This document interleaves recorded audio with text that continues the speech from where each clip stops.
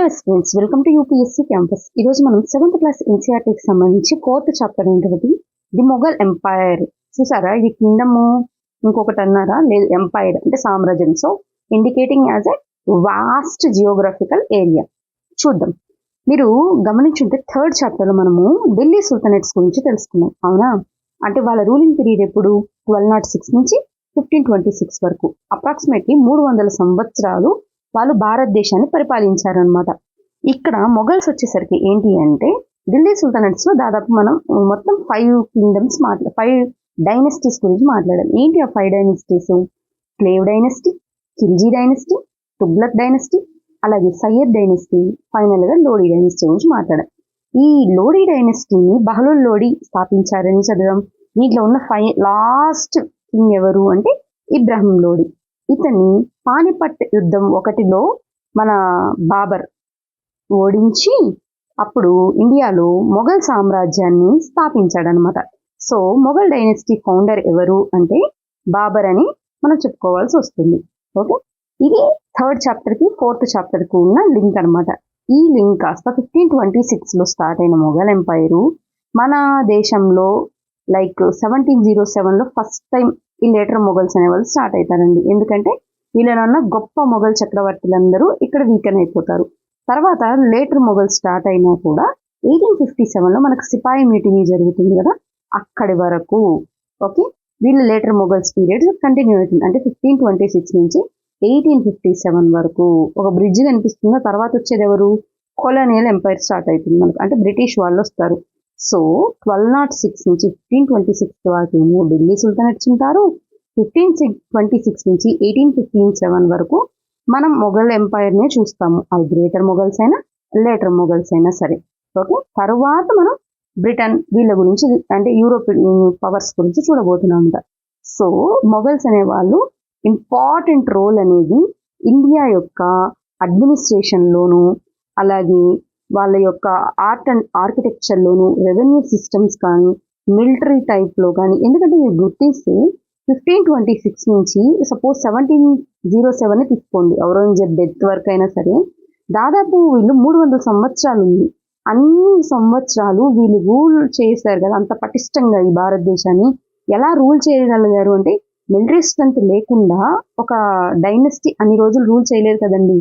కాబట్టి వాళ్ళ టైంలో ఉన్న ఈ విషయాలన్నీ తెలుసుకోవాలన్నమాట మనం.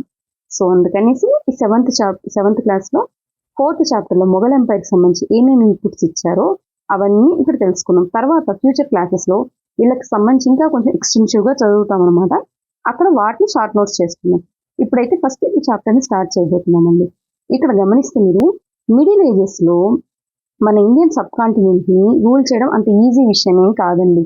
ఎందుకంటే మన ఇండియన్ సబ్ కాంటినెంట్ ఏంటి అంటే లార్జ్ టెరిటరీ ఉంది, అవునా? అలాగే ఇక్కడ ఉన్న పీపుల్ ఏంటి, డైవర్సిఫైడ్. వాళ్ళలో ఉన్న రిలీజియన్లో కానీ, కల్చర్స్లో కానీ, కస్టమ్స్లో కానీ చాలా వైవిధ్యతని కల్పిస్తుంది. అలాగే సంస్కృతిలో కూడా అనమాట. ఇవన్నీ ఏంటంటే ఒక రాజ్యం కింద ఉంది, ఒక రాజు రూల్ చేయడం అన్నది డిఫికల్ట్ టాస్క్. ఇలాంటి టైంలో quite in contrast to the predecessors, ముందున్న వాళ్ళతో కంపేర్ చేస్తే మొఘల్స్కి ఏంటి అంటే సామ్రాజ్యాన్ని వీళ్ళు సృష్టించగలిగారు. దాని గురించి మాట్లాడుతున్నారు అనమాట. From the later half of the 16th century. 16th century అంటే ఎక్కడ స్టార్ట్ అయి ఉంటుందండి? 1501 నుంచి ఓకే 1600 వరకు ఎండ్ అయితే ఆ టైంలో ఉన్నదంతా 16th centuryకి సంబంధించి. ఇక్కడ ఏమన్నా లేటర్ హాఫ్, సో 1550 తర్వాత నుంచి ఉన్న పీరియడ్ అంతా మనకు లేటర్ హాఫ్ కింద వస్తుంది. అప్పటి నుంచి వాళ్ళు ఏం చేశారు, వాళ్ళ కింగ్డమ్ని ఎక్స్పాండ్ చేసుకుంటూ వచ్చారు. ఎక్కడి నుంచి? స్టార్టింగ్లో వీళ్ళు ఆగ్రా, ఢిల్లీకి కన్ఫైన్ అయ్యేవాళ్ళు. అక్కడి నుంచి వాళ్ళు ఎక్స్పాండ్ చేసుకుంటూ 17th century వచ్చేసరికి ఇండియన్ సబ్ కాంటినెంట్లో మ్యాక్సిమం భూభాగాన్ని వీళ్ళ ఆధీనం కింద తీసుకొచ్చేవాళ్ళు అనమాట. దీనికి ఏమేమి దోహదపడిందంటే వీళ్ళ పొలిటికల్ లెగసీ ఎలాగో ఉంది.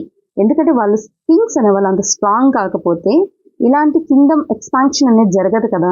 బికాస్ కింగ్ ఎక్స్పాన్షన్ ఎప్పుడు చేస్తారు? రాజ్యాన్ని వార్స్లో గెలిచినప్పుడే. సో ఏ రాజులు ఉన్నారు ఏంటో కూడా ఇప్పుడు తెలుసుకోబోతున్నాము.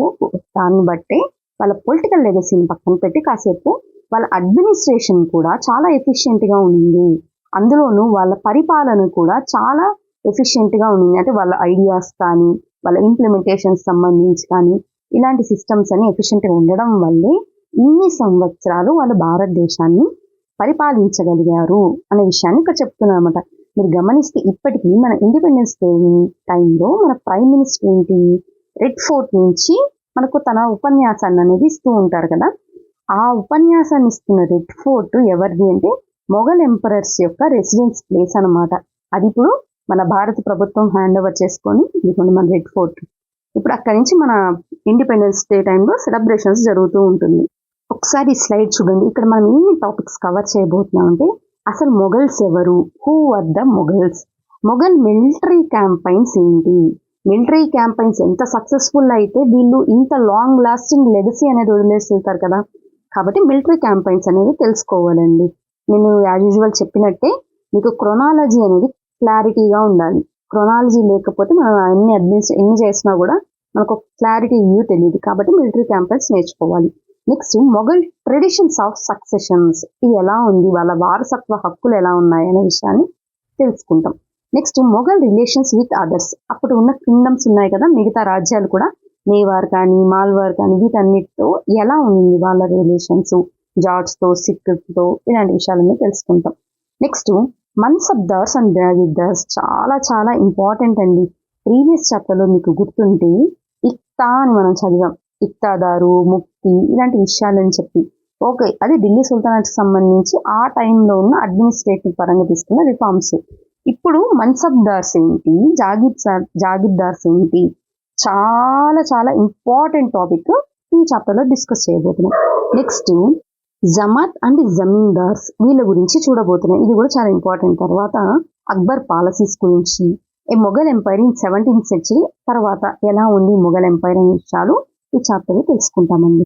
చూడండి ఒకసారి, హూ ఆర్ ద మొఘల్స్, అసలు మొఘల్స్ ఎవరు అంటే వీళ్ళ డిసెండెంట్స్ ఎవరు, వీళ్ళ ఫాదర్ మదర్ వాళ్ళ పుట్టుపూర్వోత్తరాలు ఏంటి అంటే వాళ్ళ మదర్ సైడ్ నుంచి వచ్చి వాళ్ళు చెంజిస్ ఖాన్ మంగోల్స్ ఉన్నారు కదా వాళ్ళ డిసెండెంట్స్ అన్నమాట. అలాగే ఫాదర్ సైడ్ నుంచి వచ్చి తైమూర్ రూలర్స్ అని పిలుస్తారు. ఇప్పటికీ తైమూర్ అని మన ఇండియాలో కూడా చాలా మంది పేర్లు లాస్ట్ లో తైమూర్ అని పెట్టుకుంటారు చూడండి, వాళ్ళే అనమాట. వాళ్ళ డిసెండెంట్స్ వీళ్ళు ఎక్కడ ఉన్న వాళ్ళు అంటే తైమూర్ అనే వాళ్ళు ఇరాన్ రూలర్స్ అనమాట. ఇప్పుడు ఇరాక్, మోడర్న్ డే టర్కీ ఈ ప్లేస్ అన్నిటిని రూల్ చేసేవాళ్ళు ఈ తైమూర్ అనేవాళ్ళు. వీళ్ళు ఏంటంటే ఎక్కువగా వాళ్ళ ఫాదర్ సైడ్ గురించి చెప్పుకోవడానికి ఇష్టపడతారు. ఎందుకంటే చెంజిస్ ఖాన్ అంటే బ్లడ్ షెడ్, వైలెన్స్ ఇవన్నీ కనిపిస్తాయి కదా. సో అందులో వాళ్ళు మదర్ సైడ్ చెప్పరు అనమాట ఎక్కువ, కానీ ఫాదర్ సైడ్ అనేది ఎక్కువ హింట్ ఇస్తూ ఉంటారు. It was also linked with Uzbeks, ఇప్పుడు మనం అంటాం కదా ఉజ్జబిస్తాన్ అని చెప్పి సెంట్రల్ ఏషియాలో, ఆ వాళ్ళతో కూడా వీళ్ళకి లింక్స్ ఉన్నాయన్నమాట. ఇక్కడ ఒక ఫిగర్ ఇచ్చిన్నారు చూడండి. ఈ ఫిగర్ లో ఏంటంటే వీళ్ళ యాన్సిస్టర్ ఉన్నారు కదా తైమూరు, ఇతను అనమాట. మనం మాట్లాడుతున్న బాబర్ ఎవరంటే ఇక్కడ కూర్చోన్నాడు ఇక్కడ. ఈ బాబర్ కి ఫాదర్ ఎవరంటే ఇక్కడ ఉన్నతను. వీళ్ళందరూ ఏంటంటే బాబర్ కి ఒక grand father, great grand father, great great అట్లా అనమాట. బాబర్ కొడుకు ఎవరు, హుమాయూన్, ఇదిగోండి ఇక్కడ ఉన్నాడు ఇతను. హుమాయూన్ కొడుకు ఎవరు, అక్బర్. అక్బర్ కొడుకు ఎవరు, జహాంగీర్. జహాంగీర్ కొడుకు ఎవరు, షాజహాన్. షాజహాన్ కొడుకు ఎవరు, ఔరంగజేబ్. ఇక్కడతో మనకు 1707లో ఔరంగజేబ్ చనిపోతారు కాబట్టి అక్కడతో మనకు గ్రేటర్ మొఘల్స్ అనేది కంప్లీట్ అవుతుంది అనమాట. ఇలా వీళ్ళ డైనెస్టీ అనేది ఉంది అని చెప్పి ఒక పిక్టోరియల్ ఫామ్ లో ఇచ్చున్నారు. వీళ్ళకి ఉజ్జబ్స్ తో లింక్ ఉంది అన్నాం కదా. వీళ్ళు ఎక్కువగా ఈ ఉజ్జబ్స్ ఎవరంటే మంగోల్ కాంపిటీటర్స్ అనమాట. వీళ్ళ మదర్ సైడ్ మంగోల్స్ ఇట్లా బ్లడ్ షెడ్ ఉంది, సో అందుకు చెప్పలేరు అన్నాను కదా. కానీ వీళ్ళు ఎక్కువ ఇంట్రెస్ట్ ఏం చూపిస్తారంటే Mughals proud of their Timur dynasty, దాన్ని టిమురిడ్ అని కూడా పిలుస్తారండి. టిమురిడ్ యాన్సెస్ట్రీ, వాళ్ళు వాళ్ళ వారసత్వం అని చెప్పుకోవడానికి మాత్రం చాలా ఇంట్రెస్ట్ చూపిస్తారన్నమాట.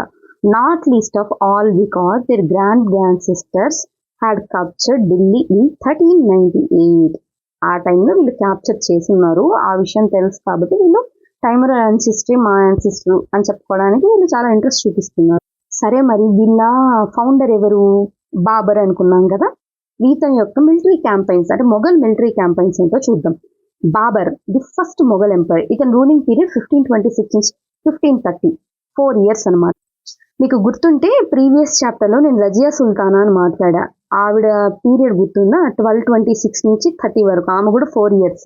అఫ్కోర్స్ ఆమెకి ఇక్కడ ఏం సంబంధం లేదు, బట్ 4 years అని ఈక్వల్గా వచ్చింది కాబట్టి చెప్తాను అనమాట. మీరు కూడా అట్లా ఇంటర్లింక్ చేయండి, ఇంకొంచెం ఈజీగా గుర్తుంటుంది. ఇతను ఏం చేశాడంటే 14 సంవత్సరాల వయసులోని అంటే 12 సంవత్సరాల వయసులోని 1494లో ఫర్గానా దీని సింహాసనాన్ని అధిష్ఠించాడు.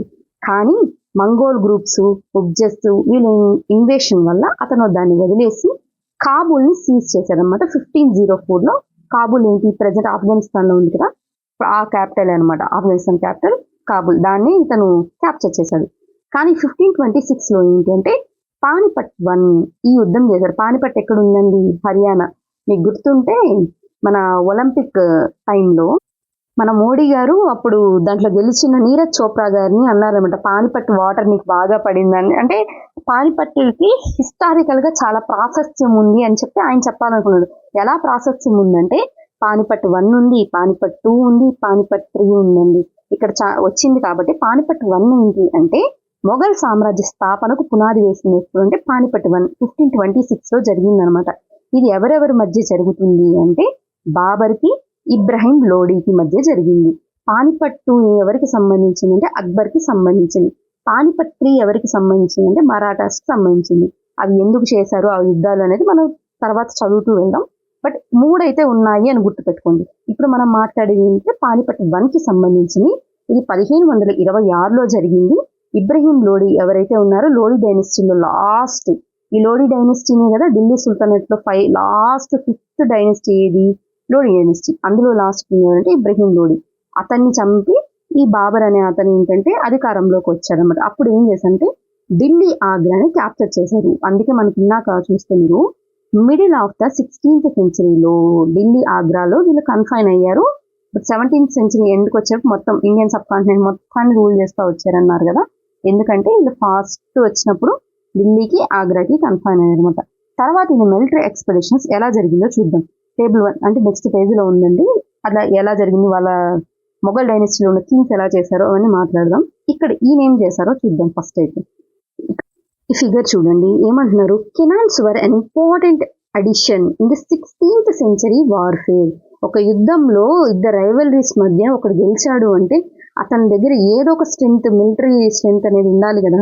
ఏ ఫామ్ అయినా ఉండొచ్చు. చతురంగ బలాలు 4 ఉంటాయి అని చెప్పి మనం ఆన్షియంట్ హిస్టరీని చదువుతున్నాం కదా. ఇక్కడ ఏంటి అంటే 16th సెంచరీలో జరిగిన ఒక బిగ్గెస్ట్ అడ్వాన్స్మెంట్ అనేది క్యానన్స్. ఇదిగోండి ఇలాంటి తుపాకులు ఉంటాయి కదా, అలాంటి వీళ్ళేమో బరిసెలు, ఆరోస్ ఇలాంటి వాటితో పోటీ చేస్తుంటే బాబర్ ఏమో క్యానన్స్ వాడారనమాట. So Babur used them effectively in the first battle of Panipat. అందువల్ల ఇతను ఈజీగా గెలవగలిగాడు.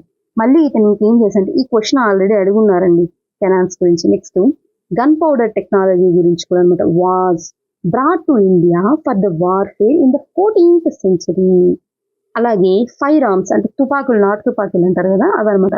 Fire arms were used for the first time in the regions. ఎక్కడ? Such as Gujarat, Malwa, Deccan and was used by ఎవరి ద్వారా అంటే బాబర్ ద్వారా ఎర్లీ 16th సెంచరీలో దీన్ని యూజ్ చేశారు. గన్ పౌడర్ టెక్నాలజీ వచ్చిందేమో 14th సెంచరీలో, కానీ ఈ నాటు తుపాకులు ఇలాంటి అంటే అడ్వాన్స్మెంట్ ఆఫ్ వెపన్స్ ఎవరు వాడారు అంటే బాబర్ యూజ్ చేశాడు. ఎప్పుడు యూజ్ చేశాడంటే 16th సెంచరీలో యూజ్ చేశాడు. 16th అంటే ఆయన యుద్ధం ఎప్పుడు 1526లోనే కదా ఫస్ట్. సో అప్పటి నుంచి అనమాట. సరే, ఇప్పుడు మొఘల్స్ కి సంబంధించి ఓవరాల్ పిక్చర్ అనేది చూద్దాం. వీళ్ళకి బిగ్గెస్ట్ థ్రెట్ అంటే ఇమీడియట్ థ్రెట్ ఎక్కడి నుంచి ఉందంటే ఆఫ్ఘన్స్ అంటే వాయువ్య భారతం నుంచి ఉందన్నమాట. వీళ్ళ అథారిటీకి ఏదైనా థ్రెట్ ఉందంటే వాళ్ళ నుంచే ఉంది. నెక్స్ట్ మొఘల్స్ మధ్యన అలాగే అహోమ్స్ అంటే ఇప్పుడు నార్త్ ఈస్ట్ సైడ్ ఉంది కదా, అంటే అస్సాము ఈ ప్లేసెస్ అనమాట. వాటికి సంబంధించి అలాగే సిక్కులతో వీళ్ళకున్న రిలేషన్ ఏంటి అని చెప్పి మేవార్ అలాగే మార్వార్ రీజియన్ ఈ ప్రాంతాలు 2 ఎక్కడ మనకు కనిపిస్తాయి అంటే రాజస్థాన్ ఈ ప్లేస్లో కనిపిస్తాయండి. చూద్దాం వీటికి సంబంధించి వీళ్ళ మధ్య రిలేషన్షిప్ ఎలా ఉంది అని తెలుసుకోబోతున్నాం. అదేవిధంగా హుమాయూన్ రిలేషన్షిప్ విత్ సఫావీడ్ ఇరాన్. ఎందుకు వీళ్ళు ఈ ఇరాన్తో హుమాయూన్ రిలేషన్షిప్ గురించి స్ట్రెస్ చేస్తున్నారు అది కూడా కొద్దిసేపట్లో తెలుస్తుంది. Okay, different from Akbar's. ఎందుకు అక్బర్కి అవసరం రాలేదు ఇరాన్తో సంబంధాలు, బాంధవ్యాలు నెరవేర్చడానికి? హుమాయూన్కి ఏం అవసరం ఏర్పడింది ఇరాన్ హెల్ప్ తీసుకోవడానికి అన్నది తెలుస్తుంది. అలాగే గోల్కొండ అనెక్సేషన్ అలాగే బీజాపూర్ అనెక్సేషన్ ఇవన్నీ 2 ఎవరి టైంలో జరుగుతాయి? గోల్కొండ 1687లో జరుగుతుందండి. అలాగే బీజాపూర్ వచ్చేసి 1685లో జరుగుతుంది. బీజాపూరే ఫస్ట్ జరుగుతుంది. దాన్ని ఎవరు అనెక్స్ చేశారంటే ఔరంగజేబ్ టైంలో చేశారనమాట. ఈ టైంలో అంటే 1680 ఆ టైంలో ఈయనకి బిగ్గెస్ట్ థ్రెట్ ఎవరు మాట్లాడతారంటే ఔరంగజేబ్ సంబంధించి శివాజీ అంటారండి. శివాజీ గారు ఏంటంటే రాచపుండు అంటే క్యాన్సర్ ఇలాంటి డిసీజ్ ఉంది, అందువల్ల ఆయన ఏంటి అంటే 1680లో చనిపోయారని వార్త అయితే తెలుస్తుంది అనమాట. 1685లో బీజాపూర్ని అనెక్సేషన్ చేసేసారు. 1687లో గోల్కొండని అనెక్సేషన్ చేసేసారు. సో డెక్కన్ అంతా ఇప్పుడు మొఘల్ కిందకు వచ్చేసింది అనమాట. అందువల్ల ఔరంగజేబ్కి సంబంధించి హాస్టాలిటీస్ ఎవరు ఉండరు డెక్కన్లో, మొత్తం అంతమైపోయింది. మొత్తం వీళ్ళ సుప్రీం పవరే ఇండియన్ సబ్ కాంటినెంట్ మొత్తం ఉంటుందన్నమాట. సరే, వీళ్ళ మిలిటరీ క్యాంపెయిన్స్ చూద్దాం అనుకున్నాం కదా టేబుల్ 1లో, ఇదే అనమాట ఆ టేబుల్ 1. చూద్దాం Mughal emperors major campaigns events ఏంటో చూద్దాం. బాబరు 1526 నుంచి 1530 ఈయన రూలింగ్ పీరియడ్. వీలైతే మీరు మొఘల్ ఎంపైర్స్ సంబంధించి మాత్రం డేట్స్ అనేవి నేర్చుకోండి. నేను ఢిల్లీ సుల్తాన్ చెప్పి ఈచ్ కింగ్ యొక్క డేట్ అంటే ఇయర్ని మీరు పరిపాలనా కాలం తెలుసుకోమని చెప్పలేదు, కానీ బాబర్కి, హుమాయూన్కి, అక్బర్కి ఈ 5 మందికి సంబంధించి మాత్రం మీరు తెలుసుకోవాలండి. సారీ 6 మంది. బాబర్ వచ్చి 1526 నుంచి 30కి, హుమాయూన్కి 2 వస్తాయి 1530 నుంచి 40కి, మధ్యలో 15 సంవత్సరాలు ఉండరు. 1555 నుంచి 1556 వరకు ఉంటుంది. అక్బర్ 1556 నుంచి 1605 వరకు. ఇతని తర్వాత ఎవరు వస్తారు? ఇతని కొడుకు వస్తారు. అతను ఎవరు? జహాంగీర్ 1605 నుంచి 1627 వరకు, షాజహాన్ 1627 నుంచి 58 వరకు, ఔరంగజేబ్ ఎలాగో గుర్తుంటుంది 1707 వరకు అని చెప్పి. మీరు గమనిస్తే జహాంగీర్ చూడండి 22 ఇయర్స్ ఉన్నారు, అలాగే షాజహాన్ చూడండి దాదాపు 31 ఇయర్స్ ఉన్నారనమాట. ఎక్కువ కాలం ఎవరిది ఉందంటే అక్బర్కే ఉంటుందన్నమాట. సరే, ఇప్పుడు చూడండి బాబర్ ఎన్ని ఏళ్ళు ఉన్నారు? 4 ఇయర్స్ అన్నారు కదా. ఈ 4 ఇయర్స్లో ఆయన ఏం చేశాడు? ఎందుకంటే ఒక వార్ గెలిచాడు నిజమే, ఇంకో వార్లో ఓడిపోయి ఉంటే అసలు ఈ డైనెస్టీ అనేది ఎగ్జిస్టెన్స్లోకి రాదు కదా. సో ఆ గెలిచిన గెలుపుని ఆయన స్టేబుల్గా మెయింటైన్ చేస్తూ వచ్చాడు. ఎలా మెయింటైన్ చేశాడో చూస్తాం. 1526లో ఇబ్రాహిం లోడీని ఓడించాడు. తర్వాత ఆఫ్ఘన్ సపోర్టర్స్ ఉన్నారు కదా, వాళ్ళను కూడా ఓడించాడు అనమాట. 1527కి వచ్చేసరికి రాణా సంగా, ఈయన ఒక రాజ్పుత్ కింగ్ అనమాట. అతని అల్లైస్ ఎక్కడ కౌనా అనే ప్లేస్ అనమాట. వీళ్ళకి సంబంధించిన వాళ్ళని అతను ఓడించాడు. 1528లో రాజ్పుత్ సెట్ చందేరి రాజ్పుత్ను ఓడించాడు అనమాట. Okay, established control over Agra and Delhi before his death. ఈ విషయంలో అయితే ఈ మొత్తం రాజ్యాన్ని సుస్థిరం చేసింది అయితే ఇతనే అనమాట. మీరు ఇక్కడ గుర్తుపెట్టుకోవాల్సింది రాణా సంగాతో ఏ టైంలో జరిగింది? 1527లో జరిగింది. 26 మీకు ఎలాగో గుర్తుంటుంది. సరే, హుమాయూన్కి సంబంధించి చూడండి. Humayun divided his inheritance according to the will of his father, his brother. ఇతను ఏంటంటే ఇతను బాబర్కి కొడుకు కదా. బాబర్ ఏం చేశాడంటే హుమాయూన్కి మాత్రమే రాజ్యం ఇవ్వాలనుకోలేదన్నమాట. ఇతనితో పాటు ఇతనికి ఇంకో తమ్ముడు ఉన్నాడు. అతని పేరు ఏంటంటే మీర్జా కమ్రాన్. ఇతనితో పాటు ఈయన రాజ్యాన్ని షేర్ చేశాడు, కొంచెం ఏమో హుమాయూన్కి, కొంచెం మీర్జా కమ్రాన్కి. కానీ మీర్జా కమ్రాన్ వల్ల ఈ హుమాయూన్ ఎప్పుడు ఇబ్బందులు పడుతూ ఉండేవాళ్ళమాట. అందువల్ల రాజ్యం ఏమైందంటే వీక్ అయింది. So Humayun's cause against Afghan competitors. So ఇలా అతని బ్రదర్తోనే వీకెన్ అవుతూ ఉన్నాడు కాబట్టి ఆ టైంలో ఏంటంటే తర్వాత వేరే పక్కనే ఉన్న బీహార్లో, మీరు లాస్ట్ చాప్టర్లో మీకు గుర్తుంటే షేర్ షా సూరి అని చదివాం, అవునా? ఏంటి ఢిల్లీ సుల్తానేట్ విషయంలో ఎవరెవరు ఢిల్లీని రూల్ చేశారు అన్నప్పుడు 15 ఇయర్స్ ఇతను రూల్ చేశారు. హుమాయూన్ మధ్యలో పీరియడ్ అంటే 1540 నుంచి 1555 వరకు రూల్ చేశారు. ఈ టైంలో ఈయన చాలా అడ్మినిస్ట్రేటివ్ రిఫార్మ్స్ తీసుకొచ్చాడు. అవే రిఫార్మ్స్ని తర్వాత అక్బర్ కూడా యూజ్ చేశాడు అని చదివామే, ఆ షేర్ షా సూరి అనమాట. ఈ షేర్ ఖాన్, అతన్ని షేర్ ఖాన్ అని కూడా పిలుస్తారు. అతను ఏంటంటే హుమాయూన్ని డిఫైడ్ చేస్తారు ఇక్కడ చౌసా దగ్గర 1539లో, అలాగే కౌలోజ్ని 1540లో. సో అతను ఏంటంటే ఫోర్స్ అనమాట, అన్ని ఇంకా తప్పని పరిస్థితి అనమాట. హుమాయూన్ వెళ్ళి ఇరాన్ దగ్గరికి వెళ్ళి వాళ్ళ అసైలం తీసుకుంటాడు అనమాట. In Iran Humayun received help from Safavid Shah. అంటే ఇదొక సెక్ట్ అనమాట, సఫావీడ్స్ అనేవాళ్ళు. అక్కడ ఇరాన్లో ఉంటారనమాట. వాళ్ళ దగ్గర నుంచి ఇతను హెల్ప్ తీసుకొని మళ్ళీ ఢిల్లీని 1515లో రీక్యాప్చర్ చేస్తారు. తర్వాత నెక్స్ట్ ఇయరే ఇతను స్టెప్స్ మీద నుంచి దిగుతూ చనిపోతాడు అనమాట. అందుకే యాక్సిడెంట్ ఇన్ దిస్ బిల్డింగ్ అని చెప్పి మాట్లాడుతున్నారు. ఇతని తర్వాత ఎవరు వచ్చారంటే అక్బర్ వస్తాడనమాట రాజ్యాధికారం చేయడానికి. ఇతనికి రాజ్యాధికారం చేసే నాటికి 13 సంవత్సరాలే ఉంటాయి. కానీ ఇతను చిన్నపిల్లోడు కదా, సో అందుకని ఇతని అంకుల్ ఉంటారు బైరామ్ ఖాన్. కొన్ని పేర్లు ఉంటాయండి, కొంతమంది కింగ్స్ వచ్చినప్పుడు వాళ్ళని ఇన్నోవేటబుల్గా మనం అసలు వాళ్ళని తప్పించి మనం చెప్పలేము అనమాట హిస్టరీ. అలాగే బైరామ్ ఖాన్ అనే అతను మీరు అక్బర్ అని రాగానే గుర్తుండాలన్నమాట. Sorry, okay. Then he become emperor. 13 years మాత్రమే ఉన్నాయి. ఇతని పీరియడ్ని 3 పీరియడ్స్గా డివైడ్ చేయొచ్చు అనమాట. ఎట్లా అంటే చూడండి, 1556 నుంచి 1570 వరకు, అలాగే నెక్స్ట్ 1570 నుంచి 1585 వరకు ఒక పీరియడ్, నెక్స్ట్ 1585 నుంచి 1605 వరకు ఒక పీరియడ్ని డివైడ్ చేస్తాం అనమాట. 1556 నుంచి 1570 మధ్యలో ఏం చేశారు అంటే ఇతను రెజినెంట్ అంటే ఇతని సంరక్షకుడు ఎవరు, బైరామ్ ఖాన్తో ఇతను మిలిటరీ క్యాంపెయిన్స్ అనేది కొనసాగించాడు. సో ఈ మిలిటరీ క్యాంపెయిన్స్ ఎలా చేశాడంటే సూరీస్తో, ఆఫ్ఘనిస్తాన్తో, అలాగే మాల్వా రీజియన్స్తో, గోండ్వానా రీజియన్ వాళ్ళతోనూ, నెక్స్ట్ అతని హాఫ్ బ్రదర్ ఉన్నారు మీర్జా హకీం. ఈ మీర్జా హకీం ఎవరంటే ఇక్కడ మీర్జా కమ్రాన్ అన్నాం కదా, హుమాయూన్ తమ్ముడని, అంటే బాబాయి కొడుకు అనమాట. సో వీళ్ళిద్దరు ఏమిద్దరు అన్నదమ్ములే కదా, అందుకని హాఫ్ బ్రదర్ అన్నమాట. అతనితోనూ ఉజ్బెక్ అంటే ఉజ్బెకిస్తాన్ సైడ్ ఉన్నారని చెప్పాం కదా, వాళ్ళతోనూ ఇతను మిలిటరీ క్యాంపెయిన్స్ అనేవి మొదలుపెట్టాడు. 1568లో సిసోడియా క్యాపిటల్ ఏంటి చిత్తోర్, దాన్ని సీజ్ చేశాడు. 1569లో రణతంబోర్ అంటే రాజస్థాన్ అనమాట. సిసోడియా అంటే మీకు గుర్తుంటే లాస్ట్ ఢిల్లీ సీఎం ఉన్నారు కదా కేజ్రీవాల్ దగ్గర, డిప్యూటీ సీఎం ఉండేవాళ్ళు సిసోడియా అని, ఆయన కూడా ఈ సిసోడియా డైనెస్టీకి సంబంధించిన ఆయన అనమాట. సో వీళ్ళది ఏంటంటే చిత్తోర్కి సంబంధించిన ప్లేస్. నెక్స్ట్ 1570 నుంచి 1585 మధ్య ఏం జరిగిందో చూద్దాం. ఇక్కడ మిలిటరీ క్యాంపెయిన్స్ అనేది స్టార్ట్ చేశారు. ఇక్కడ మీరు ఒక విషయం గుర్తుపెట్టుకోండి, పానిపట్ 1 గురించి మాట్లాడాం కదా, పానిపట్ 2 ఏ ఇయర్లో జరిగిందంటే 1556లో జరిగింది. ఎవరెవరి మధ్యన, ఆబ్వియస్లీ వాళ్ళ నాన్నని ఎవరు డీథ్రోన్ చేశారు, సూర్ డైనెస్టీ. సో ఈ సూర్ డైనెస్టీకి మిలిటరీ జనరల్ ఎవరంటే హేము అనమాట, హేము విక్రమాదిత్య అని ఇతని పేరు. ఇతను లాస్ట్ హిందూ జనరల్ అనమాట. యాక్చువల్గా ఇతను హిందూ జనరల్. ఇతనికి అక్బర్కి యుద్ధం జరుగుతుంది ఎక్కడ, పానిపట్ దగ్గరే. సో ఇది ఏంటంటే సెకండ్ పానిపట్గా మన చరిత్రలోకి ఎక్కింది అనమాట.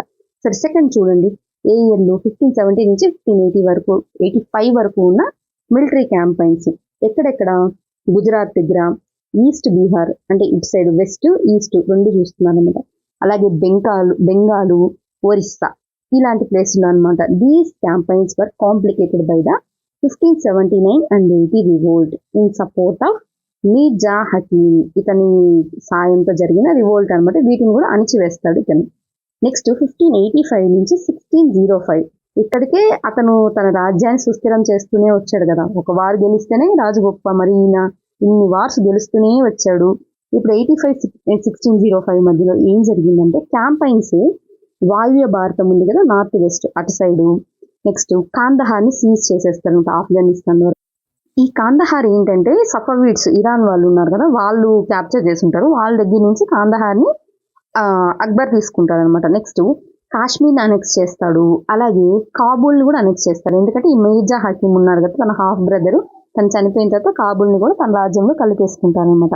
Next campaigns in the Deccan start చేస్తారు. డెక్కన్ నుంచి బీరార్ ఏంటి, బహమనీ కింగ్డమ్లో మొత్తం ఇన్ని ఉన్నాయి, 5 ఉన్నాయి, గుర్తున్నాయా, బీదరు, అహ్మద్ నగరు, బీజాపూరు, గోల్కొండ, వీటిల్లో ఇటు సైడ్ ఉంటుంది బీరార్. ఆ బీరార్ని, నెక్స్ట్ ఖాందేశ్ని, పార్ట్స్ ఆఫ్ అహ్మద్ నగర్, దీన్ని క్యాప్చర్ చేయడం స్టార్ట్ చేస్తారు. అంటే బహమనీ కింగ్డమ్కి బీటలు అనేవి వస్తూ ఉన్నాయి అనమాట. In the last years of this region Akbar was distracted by the prince Salim. వీళ్ళు ఏంటంటే వీళ్ళ పేర్లు బిరుదులు వేరు ఉంటాయి అన్నమాట. అక్బర్కి కూడా అక్బర్ అంటే పులి అని అర్థం అంట. అక్బర్కి ఉన్న పేరు ఏంటంటే జలాలుద్దీన్ అని, ఇది జోధా అక్బర్లో కూడా పిలుస్తారు చూడండి, జలాలుద్దీన్ అని, అదే ఆయన పేరు. సో ఇతని కొడుకు పేరు ఏంటంటే సలీం అనమాట. ఇతను ఏంటంటే నెక్స్ట్ చూస్తాం మనం, ఒక హిందూ ప్రిన్సెస్ ఉంటారు, ఆవిడకి అక్బర్కి పుట్టిన ప్రిన్స్ ఎవరంటే సలీం. ఇతని టైటిల్ ఏంటంటే జహంగీర్. జహం అంటే ల్యాండ్ కదా, గీర్ కింగ్, సో ప్రపంచానికి రాజు అనమాట.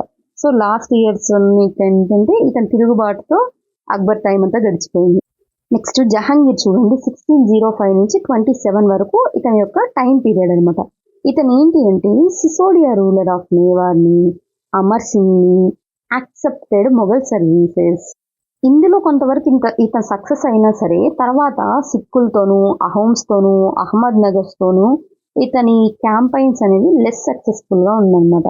ఇతని టైంలో ఒక ఇన్నోవేటబుల్ పర్సన్ ఎవరంటే నూర్జహాన్ అనమాట. ఇతని వైఫే మొత్తం రూలింగ్ చూడాలని చెప్పి అంటుంది. మనం ఫర్దర్ క్లాస్లో ఏంటి ఈ స్టోరీ ఇవన్నీ తెలుసుకున్నాం. ఫస్ట్ అయితే ఇక్కడ వచ్చేసి ఈవిడైతే ఉన్నారనేది మీకు క్లారిటీ ఉండాలి.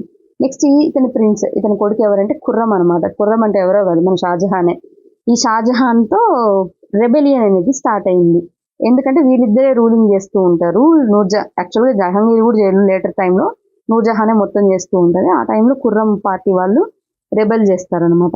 సో షాజహాన్ థ్రోన్లోకి వచ్చారు. ఎప్పుడు 1627 నుంచి 58 వరకు 31 ఇయర్స్ రూలింగ్లో ఉన్నారనమాట. ఈ టైంలో కూడా మిలిటరీ క్యాంపెయిన్స్ అనేవి డెక్కన్లో కంటిన్యూ అవుతూ జరిగాయి. ది ఆఫ్ఘన్ నోబల్ ఎవరు అంటే ఖాన్ జహాన్ లోడి. ఇతను రెబెల్ చేశారనమాట, కానీ ఇతను డిఫీట్ చేశారు. అలాగే ఇతని క్యాంపైన్స్ అహ్మద్ నగర్కి, బుందేలాస్కి వీటికి కూడా ఎక్స్పాండ్ అయ్యాయి. అక్కడ ఇతనే గెలిచాడు. అండ్ ఆర్చ్ ఈ ప్లేస్ని కూడా సీజ్ చేశాడు అనమాట. In the north west the campaign to seize Balkh and ఉజ్జెక్ట్, ఇది మాత్రం అతన్ని అన్సక్సెస్ఫుల్ అనమాట. And Kandahar was lost to Safavids. ఎవరు గెలిచారు? ఇతని గ్రాండ్ ఫాదర్ అక్బర్ అప్పుడు గెలిచాడు. సఫవీడ్ దగ్గర నుంచే ఆఫ్ఘనిస్తాన్ దగ్గర ఉన్న కాబూల్ అనేది తీసుకున్నాడు అనమాట. సారీ అండి, ఇది కాబుల్ కాదు, కాందహార్. ఇదిగోండి ఇక్కడ చెప్పాను కదా, సఫవీడ్స్ దగ్గర నుంచి కాందహార్ని ఎవరు అక్బర్ తీసుకున్నాడు. అది ఇప్పుడు షాజహాన్ టైంలో మళ్ళీ వాళ్ళకే వెళ్ళిపోయింది అనమాట. In 1632 Ahmadnagar was finally annexed and the Bijapur forces stood for peace. అహ్మద్ నగర్ని స్టార్టింగ్ ఎవరు చేశారు?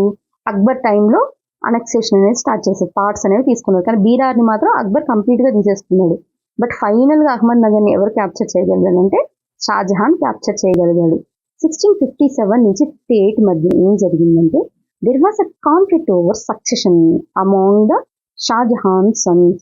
ఇది ఒక పెద్ద కాన్స్పిరసీ అండి. అంటే మొఘల్స్ టైంలో వాళ్ళ ఫాదర్ని డీథ్రోన్ చేసి సన్స్ రావడం, ఇలాంటివన్నీ చాలా నార్మల్గానే కనిపిస్తూ ఉంటుంది. మీరు గమనిస్తే అక్బర్ టైంలో జహాంగీర్ ఎలా రివోల్వ్ చేశారు, జహాంగీర్ టైంలో షాజహాన్ రివోల్వ్ చేశారు. ఇప్పుడు షాజహాన్ టైంలో ఏంటంటే తన కొడుకు కూడా రివోల్వ్ చేస్తున్నారు.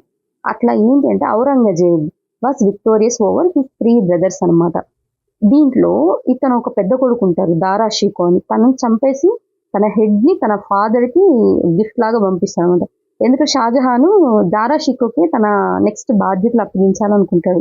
బట్ ఔరంగజేబ్ ఏంటంటే స్టాంచ్ కన్జర్వేటివ్ అనమాట. అతను ఒప్పుకోడు అనమాట, తన విశ్వాసాలు కానీ తన ఐడియాలజీస్ తనకు నచ్చవు. సో ఇతను ఏం చేస్తాడు, తను చంపేసి షాజహాన్కి పంపించి ఔరంగజేబే త్రోన్లోకి వచ్చేస్తాడు అనమాట. తర్వాత ఏం చేస్తాడంటే షాజహాన్ని జైలు, అంటే మీరు గమనిస్తే ఇప్పటికి కూడా ఆగ్రా సైడు అంటే మన తాజ్మహల్ ఉంటుంది కదా, ఆ పక్కనే ఉంటుంది అనమాట ఒక prison. Shahjahan was in prison for the rest of his life in Agra. ఆ ప్లేస్లోనే ఆయన చనిపోయేంత దూరం ఆయన ఇన్ ప్రిజన్లోనే ఉంచాడనమాట. సరే, ఔరంగజేబ్ గురించి ఇప్పుడు చూద్దాం. 1658 నుంచి 1707 వరకు. ఇతనికి మీకు కొంచెం ఇప్పుడైతే ఎగ్జిస్టెన్స్లో చాలా క్లారిటీ ఉంటుంది కదా, చాలా సినిమాల్లో ఇతను ఏం చూపించారు. మొన్న వచ్చిన శంభాజీ మూవీలో కానీ, నెక్స్ట్ హరిహర వీరమల్లో కానీ, ఇలాంటి మూవీస్ అన్నింటిలో కూడా ఔరంగజేబ్ మత విశ్వాసాలు ఎలా ఉంటాయి, తను ఎంత హార్డ్ కోర్గా ఉంటాడు, ఇలాంటి విషయాలు చెప్తారు కదా. ఇప్పుడు మనం మిలిటరీ సైడ్ అతని యాంగిల్ ఏంటో చూద్దాం.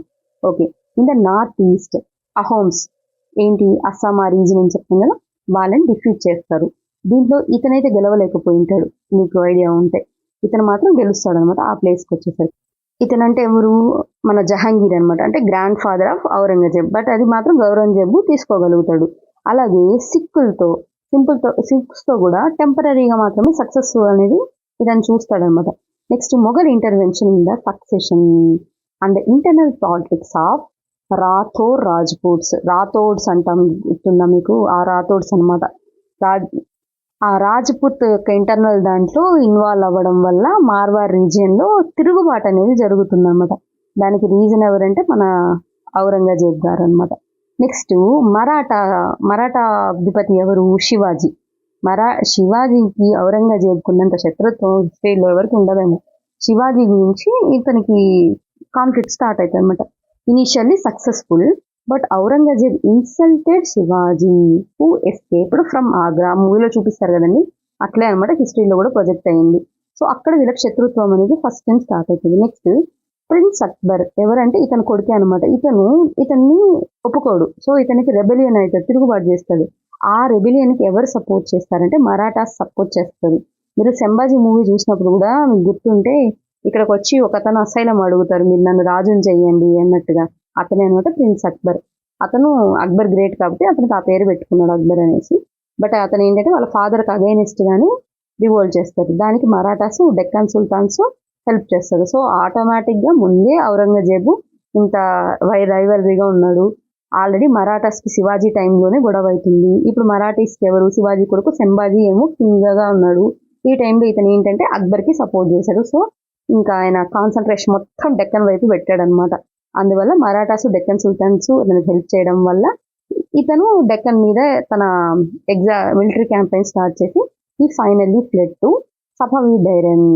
సఫవీడ్ ఐరన్ మీకు గుర్తుంటే అక్బర్ టైంలోనూ మాట్లాడాం, తర్వాత షాజహాన్ టైంలోనూ మాట్లాడాం, ఇప్పుడు ఔరంగజేబ్ టైంలో కూడా మాట్లాడుతున్నాం. Next, after Akbar's rebellion Aurangzeb sent armies against Deccan sultans. చూసారా ఎక్కడ కనెక్షన్ వచ్చిందో. Bijapur was annexed in 1685, Golconda 1687. ఇంకా అసలు డెక్కన్లో ఆయనకి తిరుగు ఏముంది? 1680లో ఆల్రెడీ శివాజీ కూడా చనిపోయి ఉన్నారు, ఇంకా ఆయన ఆపేవాడే లేరు. మోర్ ఓవర్ వీళ్ళకి అసైలం ఇచ్చారని తెలిసింది. సో 84లో బీజాపూర్ని అనెక్స్ చేసేసాడు, 87లో గోల్కొండని అనెక్స్ చేసేసాడు. కంప్లీట్ సౌదర్న్ టిప్ అంతా కూడా ఇప్పుడు ఆయన వెనకే వచ్చిందన్నమాట, అంటే డెక్కన్ అంతా కూడా. నెక్స్ట్ 1692లో ఏం జరిగిందంటే Aurangzeb personally managed campaigns in the Deccan against Marathas. Who started Marathas ఏంటంటే గొరిల్లా వార్ఫేర్. గొరిల్లా వార్ఫేర్ అంటే ఫారెస్ట్ లో ఉంటారనమాట వాళ్ళు. ఆల్ ఆఫ్ సడన్ వచ్చి ఈ అటాక్ అనేది చేస్తూ ఉంటారు, దాన్ని గొరిల్లా వార్ఫేర్ అంటారు. ఈ గొరిల్లా వార్ఫేర్ మరి చరిత్రలో చూస్తే మరాఠాసు ఫేమస్ ఉంటారు. అదేవిధంగా 1920s మనకు అల్లూరి సీతారామరాజు గారు వస్తారు, మన నేషనల్ మూవ్మెంట్ రంపా మూవ్మెంట్ జరిగారు, వాళ్ళు కూడా గొరిల్లా వార్ఫేర్ లో నిష్ణాతులు అనమాట. సో వీళ్ళు ఏంటంటే ఈ గొరిల్లా వార్ఫేర్ చేస్తుంటారు. దానికి అగైనెస్ట్ గా ఈయన ఔరంగజేబ్ డెక్కన్కి వచ్చి ఇంకా డెక్కన్లోనే సెటిల్ అయిపోతాడు అనమాట. లాస్ట్ ఇంకా నార్త్కి వెళ్ళేది ఏం లేదు, ఇక్కడే చనిపోతారు తర్వాత. Aurangzeb also had to face the rebellion in the north India of Sikh, Jats, Satnami and in the north east Ahom. Next Deccan of Marathas. Marathas last వరకు ఉంటుంది అనమాట.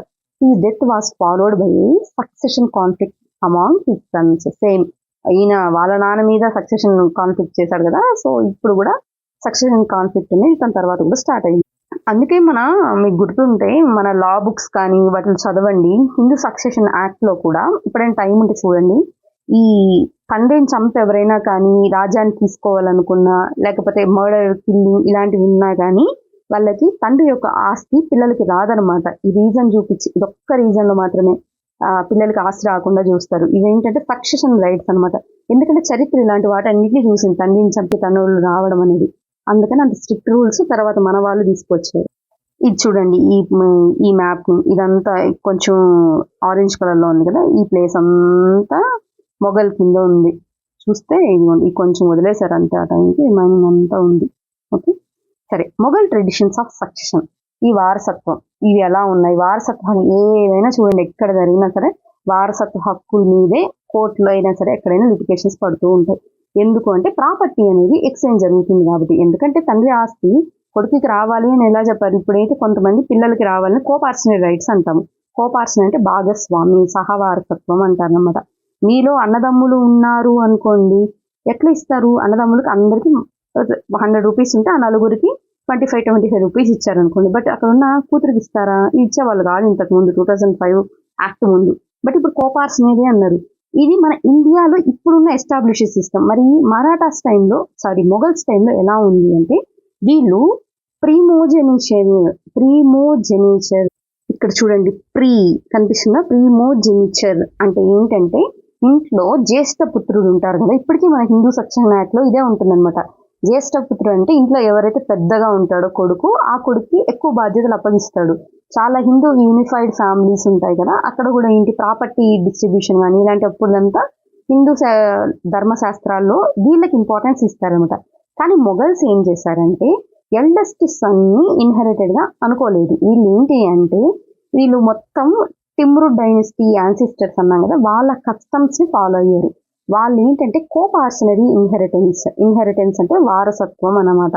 కోపార్షనరీ అంటే ఇప్పుడు పెద్ద కొడుకున్నాడు, అతనికి ఎక్కువ భాగం ఇవ్వాలని అలా ఏం లేదు. ఇంతకుముందు 100 రూపీస్ ఉందనుకోండి, 100 రూపీస్ లో నలుగురు ఉంటే ఇతనికి 30 రూపీస్ ఇచ్చి రిమైనింగ్ ముగ్గురు ఆ మిగిలింది ఉంటుంది కదా, ఆ రిమైనింగ్ 70 రూపాయలు పంచుకునేవాళ్ళు. ఇప్పుడు అలా కాదంట. ఈ 100 రూపాయలు ఉంటే ఈ నలుగురు అన్నదమ్ములు ఈక్వల్ గా పంచుకోవాలి, అంటే 25. సో మీకు అర్థమైంది అనుకుంటాను కోపార్షనరీ వీళ్ళు ఫాలో అయ్యేది ఏ మెథడ్ అనేసి.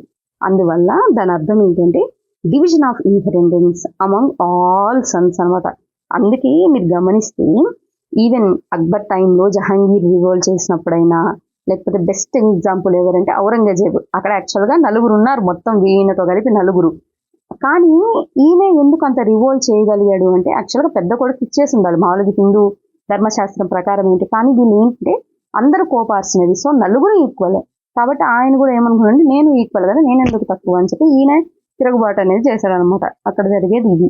ఓకే, సరే. ఇక్కడ మీరు గమనించాల్సింది ఏంటంటే ప్రిమోజెనిచరు అలాగే కోపార్స్ మధ్య ఉన్న డిఫరెన్స్ ఏంటో గమనించాలి. ఇప్పుడు మీకు అర్థమైంది అనుకుంటాను హిందూ ధర్మశాస్త్రానికి ఈ మొఘల్స్ మధ్య ఉన్న డిఫరెన్స్ ఏంటి అని.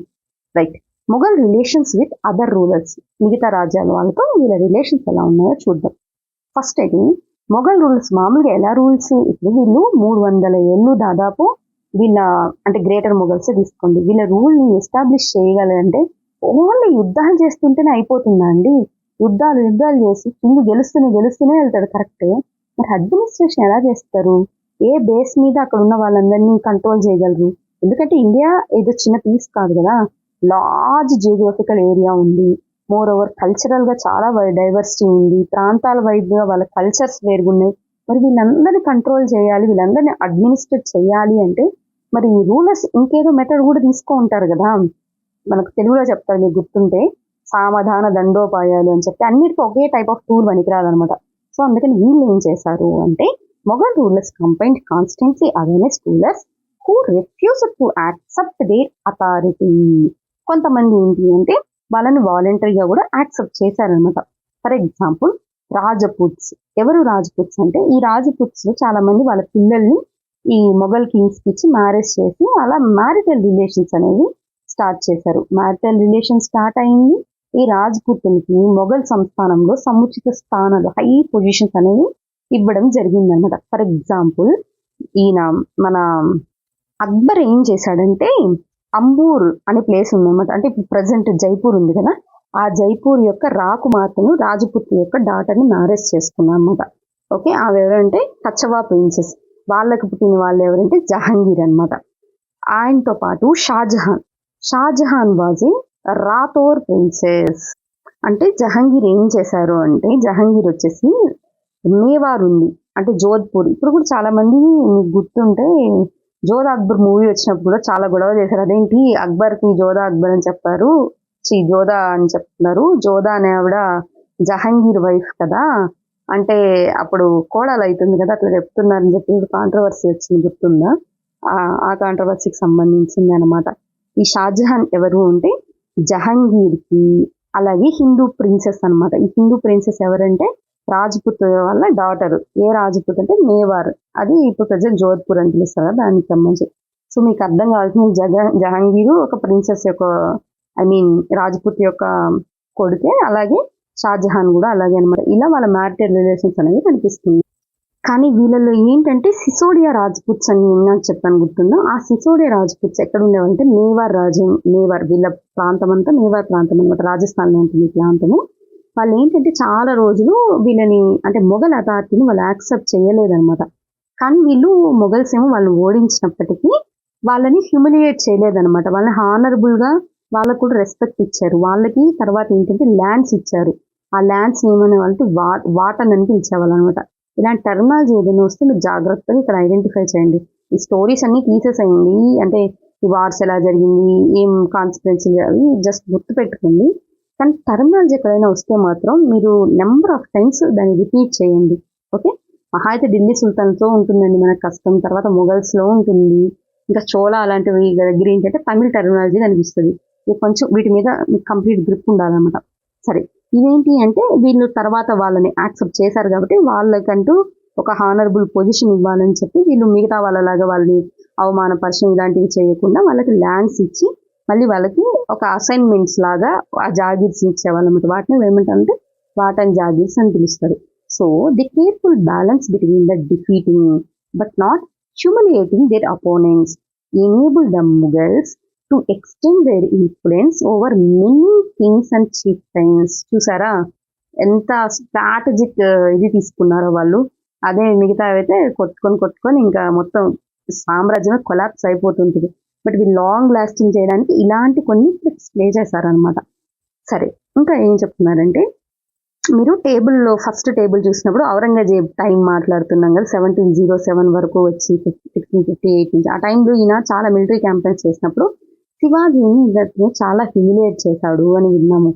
ఆ హ్యూమిలియేట్ చేయడం వల్లే వాళ్ళ మధ్యన వైరం అంత తారాస్థాయికి చేరిందనమాట. బట్ ఔరంగజేబ్ ముందు ఉన్న వాళ్ళు ఎలా ట్రీట్ చేశారు వాళ్ళ పక్క రూలర్స్ని, ఔరంగజేబ్ ఎలా రూల్ చేశాడు దాన్ని గమనించమని చెప్తున్నారు. సరే, వీళ్ళలో ఒక ఇంపార్టెంట్ థింగ్ ఏంటంటే మన్సబ్దార్, జాగీర్దార్స్.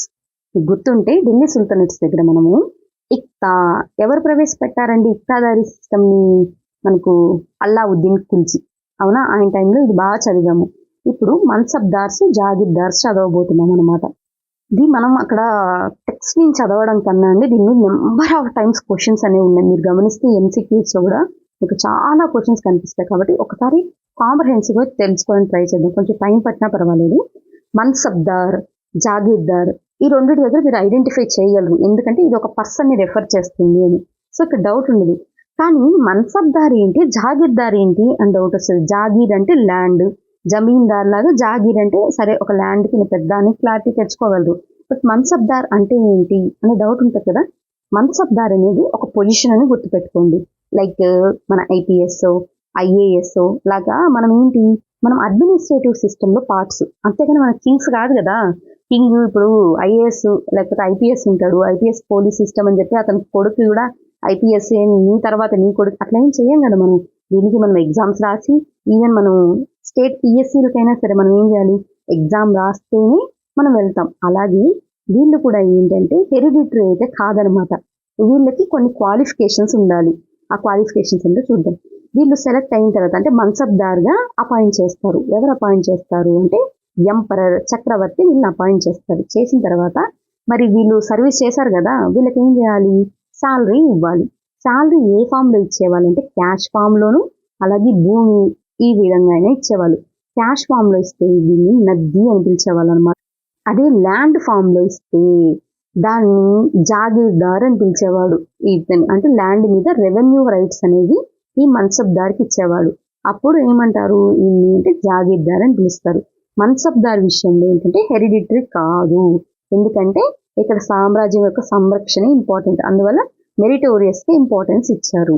నెక్స్ట్ జాగీర్దార్స్. ఇప్పుడు వీళ్ళని ఇలా వదిలేశారనుకోండి, ఎప్పటికీ ఇక్తాద్ సిస్టంలో కూడా మీరు ఇక్తాదార్స్కి కానీ ముక్తీస్ కానీ మీరు గమనిస్తే వాళ్ళకి ట్రాన్స్ఫర్స్ అనేవి ఉండేటివి. అంటే షార్ట్ లివ్డ్ పొజిషన్లోనే ఉండేవి. మోర్ ఓవర్ హెరిడిటరీ కాదు అని కూడా చదివాం, గుర్తుందా? సేమ్ అలాగే జాగీర్దార్స్ కూడా ట్రాన్స్ఫర్స్ ఉండేటివి అనమాట. వాళ్ళని ఎప్పటికీ వాళ్ళకి ఇచ్చేసిన రైట్స్ కాదనమాట.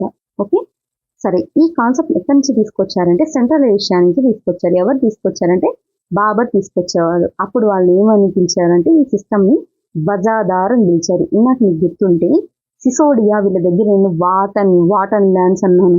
ఎందుకు, వాళ్ళు యుద్ధంలో ఓడిపోయినప్పటికీ ఈ రాజులు వాళ్ళని హానర్ చేస్తూ ఇచ్చిన ల్యాండ్స్ వాటన్ ల్యాండ్స్ అంటారు. బట్ ఇక్కడ ఏంటి అంటే ఇక్కడ ఒక ల్యాండ్, ఆ ల్యాండ్ని చూస్తున్నారు, సంబంధించి ఒక బ్యూరోక్రాట్, ఇలాంటి విషయాలు అర్థమవుతుంది కదా. ఈ సిస్టమ్ సెంట్రల్ ఏషియా నుంచి వచ్చినప్పుడు బాబర్ ఏమనంటే బజాదార్లు వీళ్ళు అని పిలిచారు. ఈ సిస్టము జీనీత్కి వెళ్ళింది పీక్స్లోకి ఎవరి టైంలో అంటే అక్బర్ టైంలో. అప్పుడు వీళ్ళు ఏమని పిలిచారంటే మన్సబ్దార్లు అని పిలిచారనమాట. ఇక్కడ గమనించాల్సింది ఏంటంటే అక్బర్ టైంలో 1803 మంది మన్సబ్దార్లు ఉంటే ఔరంగజేబ్ వచ్చేటప్పటికి వాళ్ళు 14,499 మందికి పెరిగిపోయారనమాట. అంటే వాళ్ళు ఎంత నెంబర్ పెరిగిపోయిందో చూడండి. ఇప్పుడు మనము అంతే కదా. ఇప్పుడు సపోజ్ మన ఏపీనే తీసుకున్నాం, మన స్టేట్ ఏంది, కొత్తగా ఫామ్ అయిన స్టేట్. కొత్తగా ఫామ్ అయిందంటే మనకు రెవెన్యూ ఏం సరిగ్గా ఉండదు. కానీ మనకు ఎక్కువ మంది సర్వీస్లో ఉన్నారనుకోండి, మనం వీళ్ళకి శాలరీస్ ఎలా పే చేయాలి? రెవెన్యూ బాగా ఉంటే వీళ్ళకి శాలరీస్ కూడా అప్ టు డేట్గా ఇవ్వాలి. శాలరీస్ ఎక్కువ ఇవ్వాలి అని నేను చెప్పట్లేదు, శాలరీస్ రెగ్యులర్ టైంలో ఇచ్చారా లేదా అన్నది. మీరు ప్రీవియస్ గవర్నమెంట్ చూసినప్పుడు కూడా ఎప్పుడు ఉద్యోగుల సమ్మె అని చెప్పేవాళ్ళు. ఎందుకు, 1వ తేదీకి శాలరీ వస్తే ఓకే, లేకపోతే ఉద్యోగులందరూ ఇబ్బంది పడేవాళ్ళు కాబట్టి. అప్పుడు ప్రభుత్వం ఏం చెప్పేది, మా దగ్గర ఖజానా ఖాళీగా ఉంది అని చెప్పేది, అంటే డెఫిషియట్లో ఉంది. సేమ్ అలాంటి సిచ్యువేషన్సే అప్పట్లో ఉన్న రాజ్యంలో ఉన్న రాజులకు కూడా వచ్చాయన్నమాట. ఇది మన్సబ్దారి. ఇప్పుడు కొంచెం టెక్నికల్ ఆస్పెక్ట్స్ చూద్దామండి. మన్సబ్దారి అంటే ఏంటంటే ర్యాంక్స్ అనమాట. ఇప్పుడు మీరు కూడా ఎస్పీ తీసుకోండి, అంటే కానిస్టేబుల్ నుంచి ఎన్ని ర్యాంక్స్ ఉంటాయి మధ్యలో, అవునా? అలాగే వీళ్ళని కూడా ర్యాంక్స్ ఇండికేట్ చేయడం మన్సబ్దార్ అంటాం. మన్సబ్దార్ 2 టైప్స్లో క్లాసిఫై చేస్తారు. ఎట్లా అంటే జాట్ అని, సవార్ అని. మన్సబ్దార్కి ఏంటి అంటే మన కలెక్టర్ కింద తీసుకోండి, మనకి ఏంటి సివిల్ రెస్పాన్సిబిలిటీస్ ఉంటాయి, అలాగే రెవెన్యూ రెస్పాన్సిబిలిటీస్ ఉంటాయి. కానీ మన్సబ్దార్కి మిలిటరీ రెస్పాన్సిబిలిటీస్ ఉండేటివి. మిలిటరీ రెస్పాన్సిబిలిటీస్ ఎందుకు ఇచ్చారు? వాళ్ళు వేరే వాటి మీద యుద్ధం చేయాలంటే మరి ఎక్కడి నుంచి వస్తుంది రాజుకి స్ట్రెంగ్త్? ఈ మిలిటరీ నుంచే కదా. సో రాజు ఏం మిలిటరీ రెస్పాన్సిబిలిటీ తీసుకోకుండా ఈ మన్సబ్దార్స్ కిందే ఈ మిలిటరీ అనే దాన్ని ఉంచాడనమాట. సో రాజుకి ఎప్పుడు అవసరమైతే ఈ మన్సబ్దార్లు వెళ్ళి మిలిటరీని అతనికి ఇవ్వాలి. ఇతను ఎవరు అపాయింట్ చేసేవాడు అంటే ఎంపరర్. ఎవరి ద్వారా అంటే ఎంపరర్కి తెలిసి నోబెల్ పర్సన్స్ ఉంటారు కదా, వాళ్ళు వెళ్ళి ఇతనికి ఒక పిటిషన్ ఇస్తారు. చూడండి నాకు ఇతను తెలుసు, ఇతను బాగా వర్క్ చేస్తాడు అంటూ వీళ్ళు రికమెండ్ చేస్తారు. మనం ఏంటి ఎగ్జామ్ రాసిపోతాం కదా, వీళ్ళు అట్లా కాదన్నమాట. ఇట్లాంటి ఒక పిటిషన్ ఇస్తే దాన్ని ఏమంటారు తజ్వీజ్ అంటారు. ఇది కూడా ఎగ్జామ్లో అడిగారండి. ఈ తజ్వీజ్ ఇస్తే అప్పుడు ఎంపర్ గాను ఓకే అని చెప్తే ఇతను అపాయింట్ చేస్తారనమాట. అట్లా మొత్తం 66 గ్రేడ్స్ ఆఫ్ మన్సిబ్స్ ఉండేవాళ్ళు. కానీ అక్బర్ టైంలో కూడా మనకు 33 మంది మాత్రమే ఎగ్జిస్టెన్స్లో ఉన్నారనమాట. సరే, ఇక్కడ జాట్ అనే విషయం మనం ఆల్రెడీ చూసాం. జాట్ సవార్ అనేసి ఇంపార్టెంట్ టెర్మినాలజీ అండి వీళ్ళందరిది. సరే, జాట్ అంటే ఏంటంటే ర్యాంక్ అనమాట. ఎట్లా నాకు చూసాం కదా, శాలరీ ఫామ్లో కానీ లేకపోతే వాళ్ళకి ల్యాండ్ ఫామ్లో కానీ వాళ్ళకి అమౌంట్ అనేది పే చేస్తాము అని విన్నాం కదా, అంటే క్యాష్ ఫామ్లో. ఈ క్యాష్ ఫామ్లో పే చేసేటప్పుడు ఏం చూస్తారు అంటే జాట్ని చూస్తారనమాట. అంటే తన ర్యాంక్ ఎంతో చూస్తారు. సో ఆ ర్యాంకును బట్టి అతను ఎంతమంది క్యావలరీని అంటే అశ్విక దళాన్ని తను ఏర్పాటు చేయాలి. మినిమంగా ఒక 2 అయితే ఉండాలన్నమాట. అట్లా ఎంతమందిని అతను తను పోషిస్తూ ఉండాలి అనే విషయాలని ఈ జాట్ ద్వారా తెలుస్తుంది. ఫర్ ఎగ్జాంపుల్ మీరు ఒక మన్సబ్దార్ ఉన్నారు, అతని దగ్గర అతని ర్యాంక్ ఏంటంటే 1000 జాట్స్ అనమాట. అతని దగ్గర ఉన్న క్యావలరీ 200. కానీ అతను గమనిస్తే తర్వాత ఇంకొక మన్సబ్దార్ దగ్గర 500 జాట్సే ఉన్నాయి, కానీ 700 క్యావలరీ ఉంది. క్యావలరీ అంటే ఏం లేదండి, అశ్విక దళం అంటాం, గుర్తుందా? అంటే గుర్రాలు ఉంటాయి కదా, ఆ గుర్రాలను దోలే వాళ్ళు అనమాట వీళ్ళు. వాళ్ళని సవార్ అని పిలుస్తాము. ఓకే, ఇక్కడ మీరు గమనించాల్సింది ఏంటంటే ఈ క్యావలరీ ఎక్కువ ఉంటే అతను గ్రేట్ మన్సబ్ అయిపోడండి. ఏం ఎక్కువ ఉండాలంటే అతనికి జాట్ నెంబర్ ఎక్కువ ఉండాలన్నమాట. జాట్ అంటే ఏంటంటే ర్యాంక్. సో అందువల్ల ఏంటంటే ఇక్కడ క్యావలరీలో ఇతడు సెకండ్ అతను ఎక్కువ ఉన్నా సరే జాట్లో ఇతనే ఫస్ట్ అతను ఎక్కువ ఉన్నాడు కాబట్టి సెకండ్ మన్సబ్ కన్నా ఫస్ట్ మన్సబ్ని ఎక్కువ ర్యాంక్లో ఉంటారనమాట. ఇది కూడా ఒకసారి చూసుకోలేదండి. ఏంటి అంటే అతను ఒక మన్సబ్ యొక్క ర్యాంక్ కానీ 1000 కానీ 1000 కన్నా తక్కువ ఉంటే అతని అమీర్ అని, 1000 కానీ 1000 కన్నా ఎక్కువ ఉంటే అతన్ని అమీర్ అల్ కబీర్ అంటే గ్రేట్ అమీర్ అని పిలుస్తారు. లేదా మోర్ దాన్ 5000 ర్యాంక్ ఉంటే అతని అమీర్ ఆఫ్ అమీర్. అమీర్లకే అమీర్. అమీర్ అంటే ధనవంతుడు అని, ధనవంతులకే ధనవంతుడు. అమీర్ అల్ ఉమారా అని పిలుస్తారన్నమాట. నాకు తెలిసి ఇదంతా ఇప్పుడు ఈ టెక్స్ట్లో లేదండి, కానీ ఒకే దగ్గర ఉంటుంది కదా అని చెప్పి నేను మొత్తం ఇక్కడే చెప్తాను అనమాట. ఇప్పుడు మన టెక్స్ట్ ఏదో చూద్దాం. చూడండి ఏమంటున్నారు, ఇది మొత్తం జాగ్రఫికల్ ఏరియా చాలా వాస్ట్గా ఉంది కాబట్టి మొఘల్స్కి రిక్రూట్ చేయడం ఖచ్చితంగా ఇన్ఎవిటబుల్ అయిపోయింది అనమాట. అంటే Mughals recruited diverse bodies of people. ఎక్కడి నుంచి? From a small nucleus of Turkish nobles. They expanded to include Iranians, Indian Muslims, Afghanis, అలాగే రాజ్పుట్స్, మరాఠాస్, ఇంకా అదర్ గ్రూప్స్, వీళ్ళందరినీ కూడా వీళ్ళు ఏంటంటే రిక్రూట్ చేయడం స్టార్ట్ చేశారనమాట. Those who join Mughal service were enrolled as mansabdars. ఇప్పుడు మనం ఎట్లా బ్యూరోక్రాట్స్ అని చెప్తాం, వాళ్ళలో మన్సబ్దార్స్ అని పిలిచారనమాట. ఈ term mansabdar refers to an individual who holds mansab meaning position of rank.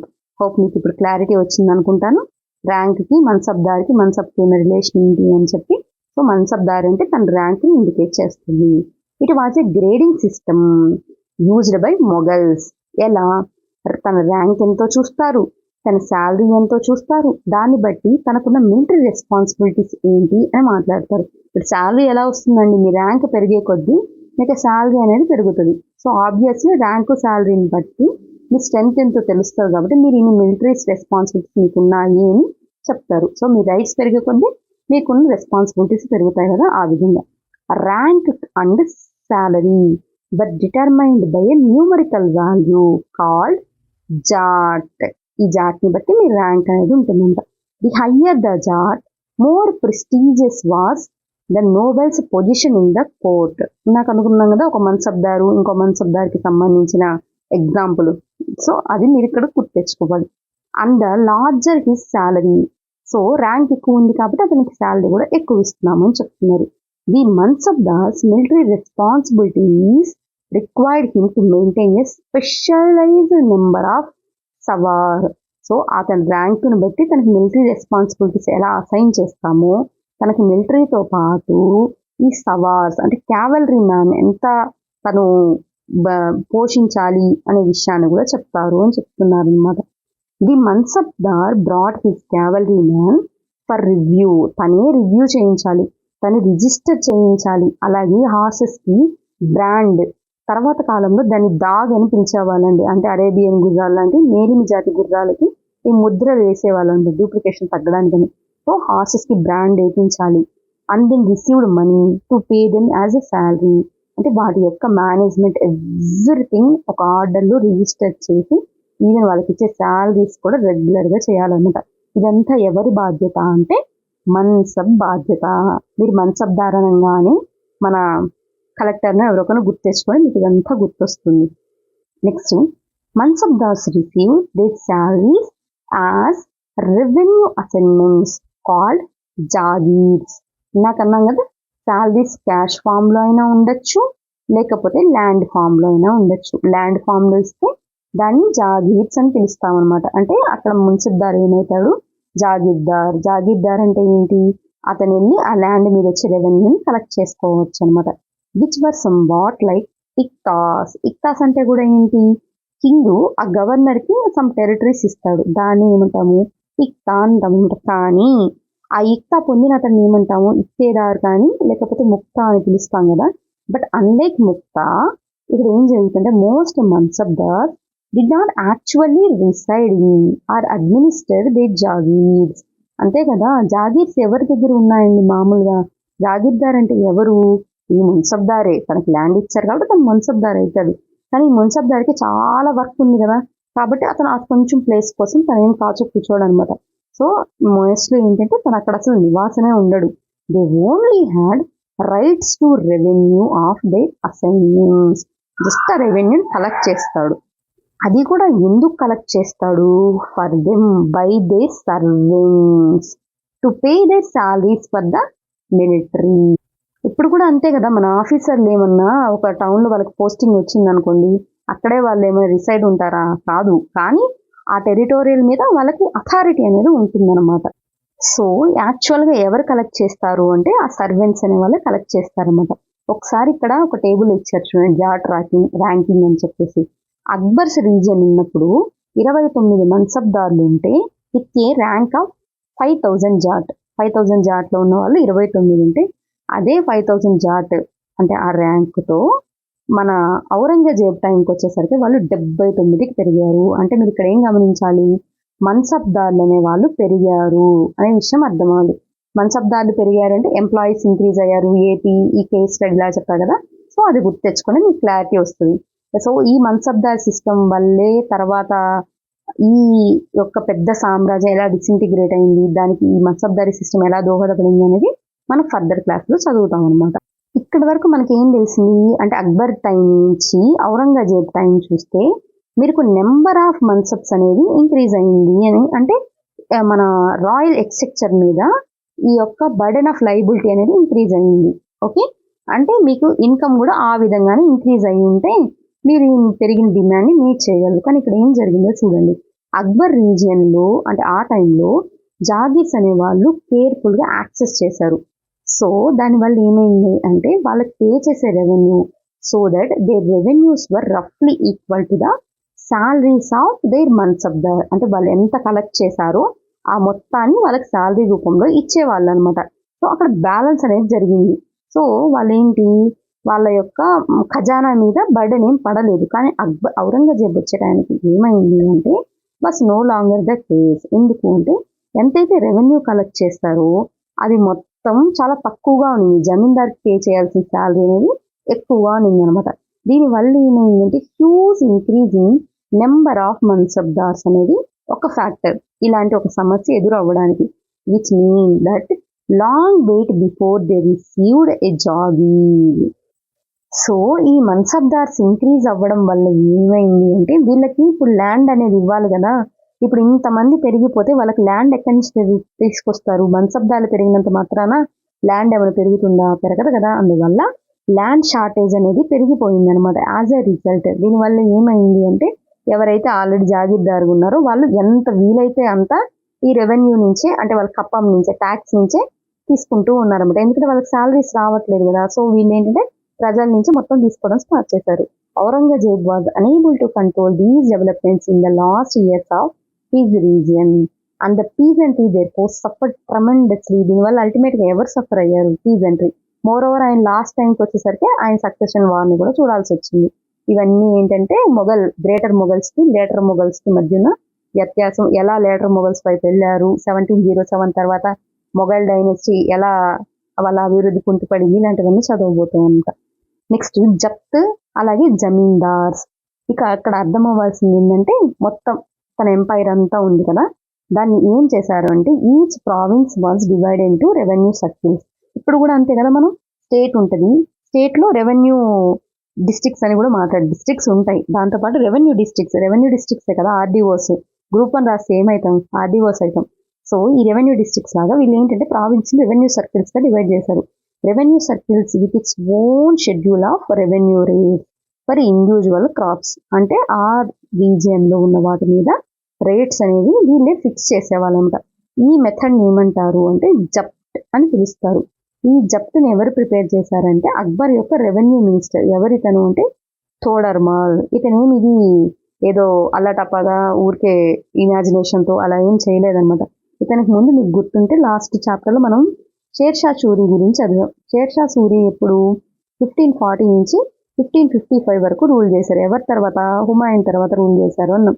ఇతను ఏంటంటే అడ్మినిస్ట్రేటివ్ రిఫార్మ్స్ చాలా ఎఫిషియెంట్గా ఉన్నాయి గవర్నెన్స్లో అని మాట్లాడడం. ఈ అడ్మినిస్ట్రేటివ్ రిఫార్మ్స్ ఇతను ఎక్కడి నుంచి తీసుకున్నాడు? అలావుద్దీన్ ఖిల్జీ దగ్గర నుంచి అని మాట్లాడడం. అలావుద్దీన్ ఖిల్జీ కూడా ల్యాండ్ని సర్వే చేసి దానికి తగినట్టుగా రేట్స్ అనేవి ఫిక్స్ చేశారు. దాన్ని ఇంకొంచెం ఇంప్రూవైజ్ చేసింది షేర్షా సూరి. ఆ షేర్షా సూరి నుంచి తోడర్మాల్ ఇంకొంచెం ఇన్పుట్స్ తీసుకొని ఇతను ఏం చేశారంటే careful survey of crop yields.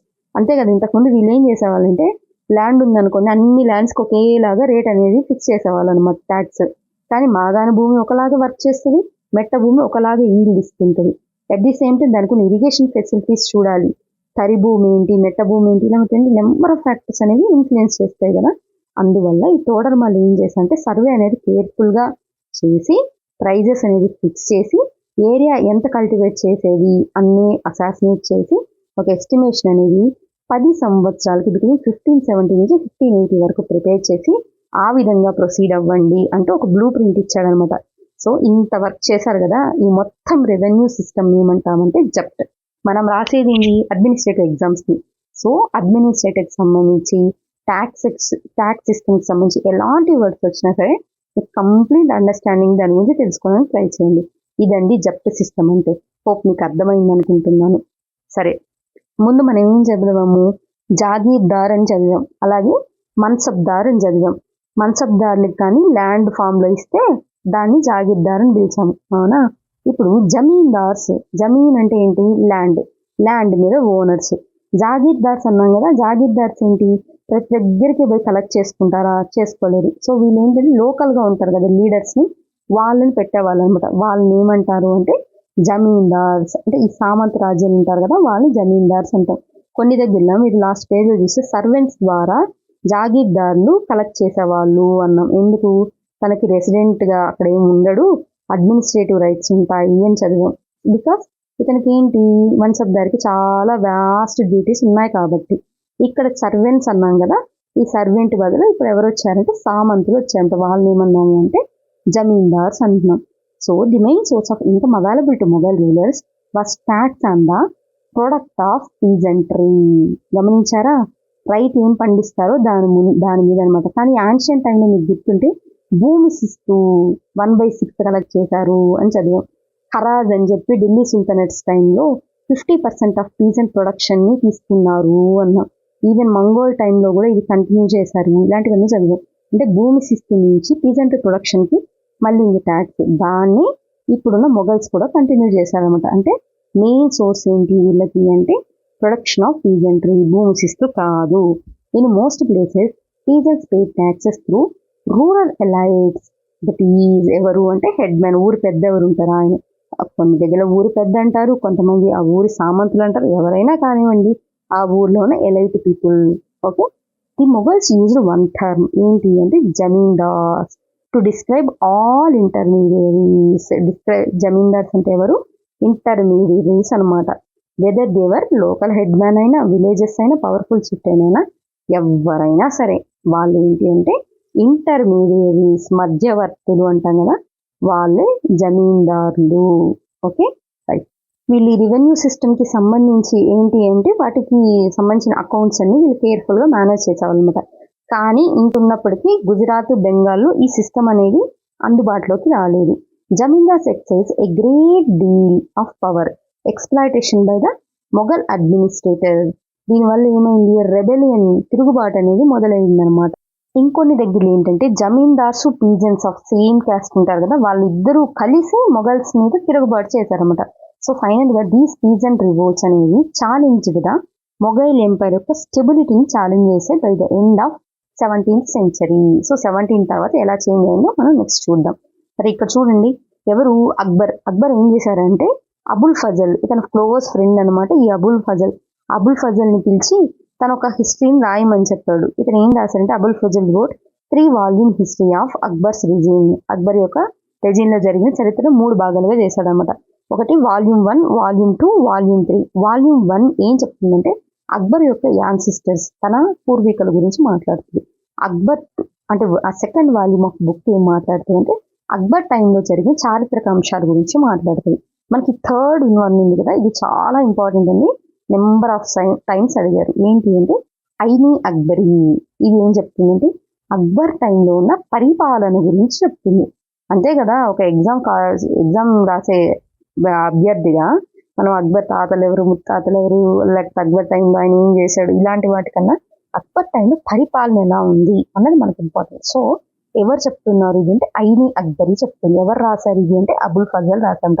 The most interesting aspect about Aini Akbari is its rich statistical details about things as wells as crops, yields, prices, wages, revenues. వీటిలో ఉన్న వైవిధ్యం గురించి ఇది చెప్తుందన్నమాట. స్టాటిస్టికల్ అంటే ఫ్యాక్ట్స్, ఈ డీటెయిల్స్తో పాటు ఆ రోజున్న ఈ వీటిలో ఉన్న డైవర్సిఫైడ్ కూడా తెలియచేస్తుంది. అందువల్ల ఈ ఐనీ అక్బరీ అనేది పరిపాలన పరంగా ఇంపార్టెంట్ బుక్. సరే, ఈ closer look towards Akbar's policies ఏంటి అంటే ఎంపైర్ మొత్తాన్ని వీళ్ళు ఏం చేశారంటే ప్రావిన్సులుగా డివైడ్ చేశారనమాట. ప్రతి ఆ ప్రావిన్స్ని వీళ్ళ ఏమని పిలిచేవాళ్ళంటే సభా అని పిలిచేవాళ్ళు. సుబే అని పిలుస్తుంటారు కదా, సుబా అని పిలుస్తారనమాట. ఈ సుబాని చూసేవాతను ఎవరంటే సుబేదార్. ఇత్తాన్ని చూసేవాడు ఎవరండి? ఇక్తేదార్. అవునా? సేమ్ అలాగే సుబాని చూసేవాళ్ళు ఎవరంటే సుబేదార్. ఇతనికి ఏంటంటే బోత్ పొలిటికల్, మిలిటరీ ఫంక్షన్స్ ఉండేటివి. అంటే రాజు ఒక రాజకీయపరమైన నిర్ణయం తీసుకోవాలన్నా సుబేదార్ ఒక అడ్వైస్ తీసుకునేవాడు.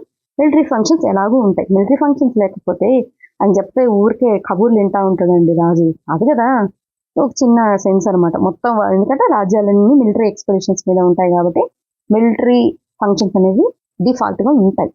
నెక్స్ట్ ఫినాన్స్ ఆఫీసర్ ఉండేవాడు, ఏది ఈ సుబాలు. అతను దివాన్ అని పిలిచేవాళ్ళు.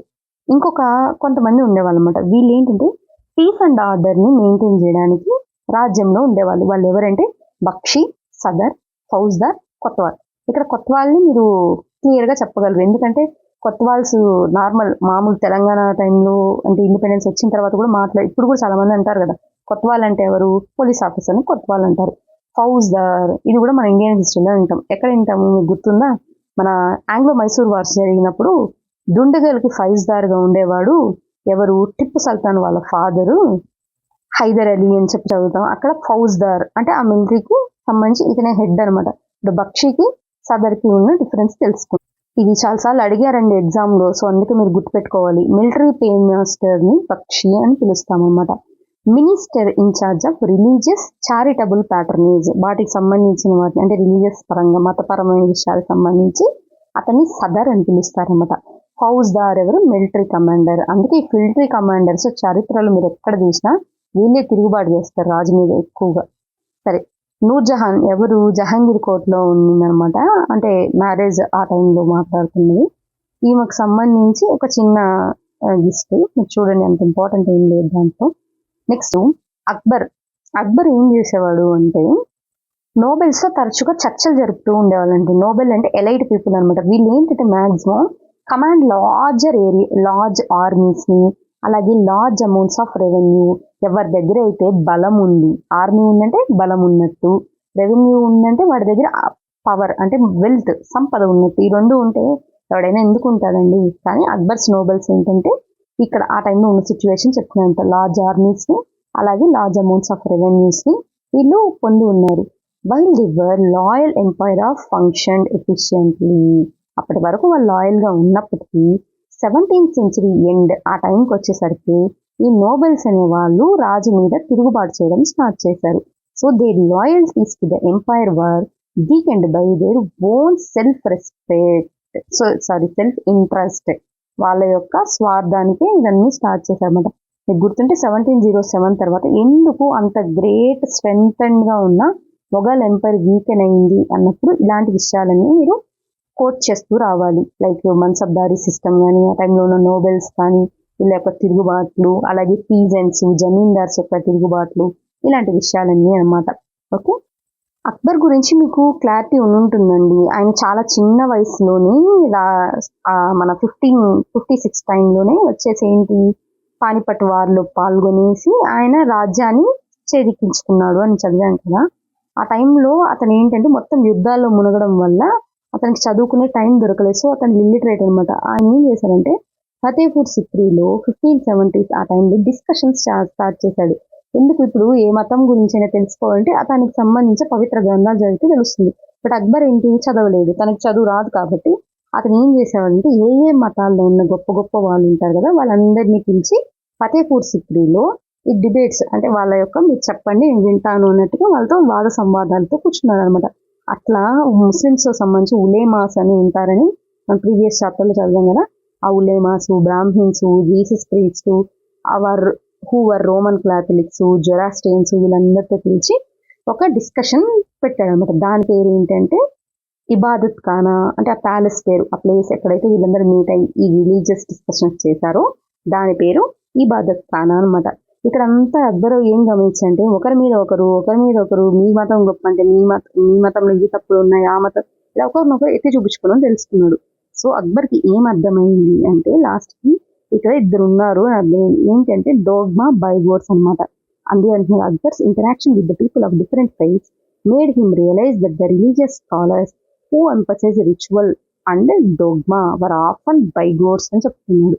ఏంటి అంటే డోగ్మా అంటే పిడివాదం అనమాట. ఇది సిద్ధాంతం అంటే తను ఒక సిద్ధాంతం చెప్తాడు, దానికి ఒక రేషనాలిటీ ఇవన్నీ పట్టించుకోవడం అనమాట. బైగోట్ ఏంటంటే ఆ పిడివాదాన్ని సమర్థిస్తుంది. అంటే అది కాస్త ఏమైతుందంటే మతోన్మాదం కింద వెళ్ళిపోతుంది అంటారు కదా, అలా అనమాట. మీరు గమనించండి స్టేట్మెంట్ మీకు అర్థమవుతుంది. డోగ్మా అంటే ఏంటంటే a statement or an interpretation declared as authoritative with the expectation. దీనికి సంబంధించి అంటే ఫాలోడ్ క్వశ్చన్స్ ఇవన్నీ ఇంకేం పట్టించుకోరు. అంటే అతను ఏం చెప్పాడో అదే, ఇదిగో మీరు ఈ పద్ధతి చేయాలంటే ఈ పద్ధతే చేయాలి అని చెప్తారే దాన్ని డోగ్మా అంటారు అనమాట. అలా పద్ధతి చేయాలి అని తర్వాత అదే కరెక్ట్ అండి అని చెప్పి దాన్ని సపోర్ట్ చేస్తూ ఇంకా అదే అన్నట్టు మాట్లాడతారు. అతను ఏమంటే బైగాట్ అంటారు అనమాట. An individual who is intolerant of another person's religious beliefs or culture. మతోన్మాదం ఏంటంటే అది చెప్పిందే కరెక్ట్, నేను చెప్పిందే కరెక్ట్, మిగతా చెప్పిందంతా రాంగ్. అంటే తన మతానే గొప్ప అని చెప్తాడు, మిగతా మతాలు అన్ని కరెక్ట్ కాదు. మీ మతాన్ని మీరు రెస్పెక్ట్ ఇచ్చుకోండి పర్వాలేదు, బట్ పక్క మతాన్ని తగ్గించాల్సిన అవసరం లేదు కదా. కానీ ఇక్కడ ఏంటి మిగతా మతాన్ని టోలరేట్ చేయలేడు అనమాట. దాన్ని మతోన్మాదం అని పిలుస్తారు. అందుకని చెప్పి they teaching created divisions and disharmony amongst his subjects. So Akbar ఏం చేశాడంటే ఐడియా ఆఫ్ యూనివర్సల్ పీస్, ప్రపంచ శాంతిని తీసుకొచ్చాడు. అంటే దాని అర్థం ఏంటంటే సుల్ ఈ కుల్ అనమాట. ఈ వీళ్ళ లాంగ్వేజ్ లో పర్షియా ఈ లాంగ్వేజ్ లో మాట్లాడి ఇక్కడ ఏమైతుంది అంటే ఈ idea of tolerance, universal piece ఎప్పుడు వస్తుంది? మీ మతంతో పాటు పక్క మతాన్ని కూడా మీరు గౌరవించినప్పుడు ప్రపంచంలో శాంతి అనేది నెలకొంటుంది. దానివల్ల ఏమైంది వివక్ష అనేది ఉండదన్నమాట first. So this idea of tolerance did not discriminate between the people of different religions in his reign. ఈ వివక్షకు బదులుగా అంటే డిస్క్రిమినేట్ బదులుగా దీన్ని ఏది ఫోకస్ చేస్తారు ఇక్కడ అంటే system of ethics, honesty, justice, peace, వీటిని యాక్సెప్ట్ చేస్తారన్నమాట. యూనివర్సలీ అప్లికేబుల్గా ఉన్నాయి కదా ఈ ఎథిక్స్, వీటిని ఇక్కడ ఇంప్లిమెంట్ చేస్తారనమాట. దీనికి ఎవరు హెల్ప్ చేశారు అక్బర్కి అంటే అబుల్ ఫజల్, అతని క్లోజ్ ఫ్రెండ్ అన్నాం కదా, అతను helped Akbar in framing the vision of governance around this idea of sulh i kul. గుర్తుపెట్టుకోవాలి, సుల్ ఈ కుల్ అంటే ఏంటి అని క్వశ్చన్ అడగచ్చు. ఏంటి అంటే యూనివర్సల్ పీస్ అనమాట. ఈ యూనివర్సల్ పీస్ గురించి ఎలాబొరేటెడ్గా చెప్పారు. మీరు ఒకవేళ కావాలంటే ఇది చూడండి. అంటే ప్రతి మతం అదే చెప్తుందండి, మీరు అందరినీ ఈక్వల్గా చూడండి, ప్రపంచ శాంతి చేయండి, ఇలాంటి విషయాలు చెప్తుంది అనమాట ఇక్కడ కూడా. Akbar commission the translation of many Sanskrit works into Persia. ఈ క్వశ్చన్ ఆల్రెడీ అడుగున్నారండి, ఒకసారి చూసుకోండి. దీనికి సంబంధించింది అంటే Maktab Khana or translation bureau, దీన్ని ఎస్టాబ్లిష్ చేశారనమాట. ఎక్కడ? ఫతేపూర్ సిక్రీలో. ఎందుకు అంటే only for the translation purpose కోసం, అంటే అనువాదాల కోసం. దీనికి సంబంధించి Mahabharata, Ramayana, next Lilavati and Yoga Vashistha were some of the notable Sanskrit works. వీటిని ట్రాన్స్లేషన్ చేశారనమాట. రజ్నామా అనేది ఏంటి అంటే మహాభారతానికి పర్షియన్ వర్షన్ ఏదైనా ఉంది అంటే అది రజ్నామా అని పిలుస్తారు. 17th century అండి, Mughal empire in the 17th century and after. So ఫైనల్కి వచ్చామన్నమాట. ఇప్పుడు 17th century టైంకి ఏం జరిగింది అంటే, అఫ్కోర్స్ మొఘల్ అనేవాళ్ళు ఎక్కడ స్ట్రాంగ్ ఉన్నారు? పరిపాలనలో స్ట్రాంగ్ ఉన్నారు, మిలిటరీ సైనిక పరంగాను స్ట్రాంగ్ ఉన్నారు. It led to great economic and commercial prosperity. ఆర్థికంగా కూడా వాళ్ళని ప్రాస్పరస్గా చేయింది. International travellers describe it as the fabled land of wealth. కానీ కొంతమంది ట్రావెలర్స్ ఏం చేశారంటే, లేదండి మీరు అనుకున్నంత అంత మొత్తం ఫ్లోరిషింగ్ ఏం లేదు, అక్కడ పేదరికం అనేది కూడా కనిపిస్తుంది, existed side by side with great affluence అని చెప్పారనమాట. ఇన్ఈక్వాలిటీస్ కనిపిస్తున్నాయి, అంటే అసమానతలు ఉన్నాయి ఆ రాజ్యంలో, అంతా సుభిక్షంగా ఏం లేదు అని చెప్తున్నారనమాట. Documents from the 12th year of Shahjahan's reign inform ఏం చెప్తుంది అంటే, మీరు గమనిస్తే నేనేమన్నాను, అక్బర్ టైంలో 1803 మెంబర్స్ ఎవరు మన్సబ్దార్స్ ఉన్నారు, కానీ అది ఔరంగజేబ్ టైంకి వచ్చేసరికి 14,499 మందికి మన్సబ్దార్స్ పెరిగిపోయారు అని చెప్పాం కదా. ఈ షాజహాన్ టైంలో మీరు గమనిస్తే వీళ్ళ లెక్క ఎలా చేంజ్ అయిందో చూడండి. 445 మంది ఉన్నారనమాట ఎవరు మన్సబ్దార్స్. మొత్తం ఎంతమంది ఉన్నారంటే 800 మంది ఉన్నారు షాజహాన్ టైంలో. వాళ్ళల్లో 445 మంది మాత్రమే, అంటే 5.6% మాత్రమే ఉన్న మన్సబ్స్ దాదాపు 61.5% ఆఫ్ ద మొఘల్ ట్రెజరీ నుంచి సాలరీస్లో డ్రా చేస్తున్నారు అనమాట. ఎంత ఇన్ఈక్వాలిటీస్ ఉన్నప్పుడు అంటే ఒక్క 5.6 మెంబర్స్ మాత్రమే 60% వెల్త్ని తీసుకుంటున్నారు. మరి 95% మన్సబ్లో ఎంత అసమానత అనేది పెరిగిపోవాలి. సో ఇలాంటివే అనమాట మన్సబ్లతో వచ్చిన ఈ అసమానతలు, అలాగే జమీందార్స్ పీజెంట్స్ వల్ల వచ్చిన రెబెలియన్స్, నెక్స్ట్ నోబెల్స్ నుంచి వచ్చిన రెబెలియన్స్, ఇవన్నీ కలిసి 17th century తర్వాత మొఘల్ ఎంపైర్ని వీకెండ్ చేశాయన్నమాట. ఓకే, సరే ఇంకా చూడండి. The Mughal emperors and the mansabdars spent a great deal of their income on salaries and goods. ఈ సాలరీస్ గూడ్స్ మీద ఇన్వెస్ట్ చేయడం వల్ల ఎవరికి ప్రాఫిట్ అవుతుందండి? ఎవరైతే ఈ గూడ్స్ని సప్లై చేస్తారో వాళ్ళకి ప్రాఫిట్. కానీ అంటే మధ్యలో ఉంటారు కదా మధ్యవర్తులు, అంటే ఆర్టిషియన్స్, పీజెంట్రీస్, వీళ్ళకి కరెక్ట్గానే ఉంటుంది. కానీ నిజంగా ప్రొడ్యూస్ చేశారే ప్రైమరీ ప్రొడ్యూసర్స్, ఇక్కడ 3 సెక్స్ ఉన్నాయండి మీరు గమనిస్తే. ఫస్ట్ ఎవరు ఉన్నారు? మన్సబ్దార్స్, ఎంపరర్స్, ఇలాంటి వాళ్ళు ఉన్నారు. తర్వాత వాళ్ళ కింద ఆర్టిషియన్స్, పీజెంట్స్ ఉన్నారు. వాళ్ళ కింద అంటే గ్రౌండ్ వర్క్లో వర్క్ చేసే వాళ్ళు ఎవరు ఉన్నారంటే ప్రైమరీ ప్రొడ్యూసర్స్ అనే వాళ్ళు ఉన్నారనమాట. వీళ్ళు అంటే వీళ్ళకి మధ్యవర్తులు ఎవరు ఉన్నారు? ఆర్టిషియన్స్, పీజెంట్స్, వీళ్ళే లాభపడుతున్నారు. కానీ గ్రౌండ్ లెవెల్లో ఎవరైతే రియల్గా వర్క్ చేస్తున్నారో వాళ్ళ వరకు ఈ అమౌంట్ అనేది చేరట్లేదు అనమాట. కాబట్టి ఆనాటి సమాజంలో ఏంటంటే ధనిక పేద అంతరాలు తీవ్రంగా పెరిగిపోయాయి. ఇది ఒక మెయిన్ ఇంపార్టెంట్ ఇష్యూ అనమాట మనం మొఘల్ ఎంపైర్ టైంలో చూసే disparities. So the welfare peasantry and artisanal groups, merchants, bankers profited in this economic world. సో ఈ విధంగా అసమానతలు అనేవి ఉండేటివి. Next the enormous wealth and resource commanded by the Mughal elite. Nobles తిరుగుబాటు చేశారు అని చదివాం అక్బర్స్ తర్వాత, అక్బర్స్ యొక్క నోబెల్స్ని. వాళ్ళు ఎవరు? 17th century ఎండ్కి తిరుగుబాటు చేశారు అన్నారు. వాళ్ళ గురించి చెప్తున్నారు. Made them and extremely powerful. ఎందుకు ఎక్స్ట్రీమ్లీ పవర్ఫుల్? వాళ్ళ దగ్గర మిలిటరీ ఉంది, అలాగే వాళ్ళ దగ్గర ఏముంది, అమౌంట్ కూడా ఉంది, అంటే వెల్త్ కూడా ఉంది. సో ఈ రెండు ఏంటి, వాళ్ళని ఇంకా స్ట్రాంగర్ చేసాయి. కాబట్టి వాళ్ళు ఏంటి, వీక్ చూసుకొని, అంటే ఎప్పుడైతే రాజు వీక్ గా ఉన్నాడు అనుకుంటారో అప్పుడు వీళ్ళు రివోల్ట్ చేస్తారనమాట. సేమ్ సిచ్యువేషన్ లేట్ 17th సెంచరీలో వచ్చిందనమాట. అందుకు సంబంధించి న్యూ డైనెస్టీస్ అనేది ఎమర్జ్ అయితే వచ్చాయి. ఎగ్జాంపుల్ ఏంటంటే వాటికి బెస్ట్ హైదరాబాద్, అవధ్. మీకు గుర్తుంటే 1722లో అవధ్ అనేది డిక్లేర్ చేసుకుంది ఇండిపెండెన్స్. 1724లో హైదరాబాద్ అనేది తన ఇండిపెండెన్స్ డిక్లేర్ చేసింది. వీళ్ళు ఏంటంటే continue to recognise the Mughal. మేము మొఘల్ కిందే ఉన్నామని చెప్తూనే వాళ్ళ ఓన్గా వాళ్ళు ఆ రాజ్యాన్ని వాళ్ళ పాటికి వాళ్ళు కంటిన్యూ రూల్ చేయడం స్టార్ట్ చేశారనమాట. అందుకే ఏమంటున్నారంటే by the 18th century in the provinces of the umpire had consolidated they independent political identities. వీళ్ళందరి గురించి మనం చాప్టర్ 10లో చదవబోతున్నాం అనమాట. సో మనం చాప్టర్ ఎండ్కి వచ్చేసామండి. లాట్ ఆఫ్ టెర్మినాలజీ అనేది వచ్చేసి ఉంటుంది కదా పాటికి. సో కొంచెం జాగ్రత్తగా చూడండి, ఏం కాదు, ఏం పెద్ద టెన్షన్ పడకండి. సరే చూడండి, మన్సబ్. మన్సబ్ ఏంటి? ఒక పోస్ట్, మన్సబ్దారి. అవునా? మన్సబ్దారు అని మాట్లాడినప్పుడు మన్సబ్ అంటే ఏంటి, ర్యాంక్ అని చెప్పాను. సో ర్యాంక్ ఎక్కువ ఉంటే శాలరీ ఎక్కువ వస్తుంది. శాలరీ ఎక్కువ వచ్చిందంటే తన మీద రెస్పాన్సిబిలిటీ కూడా ఎక్కువ ఉంటుంది.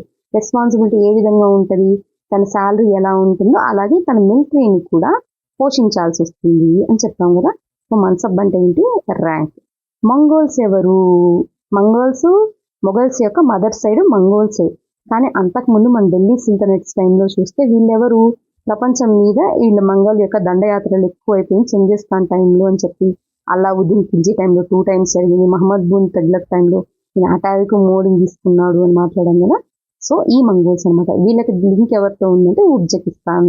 వీళ్ళ వల్లే కదా తర్వాత ఎప్పుడు మన బాబర్ ఉన్నాడే, ఎవరు మొఘల్ డైనెస్టీని స్థాపించారు ఫౌండరు.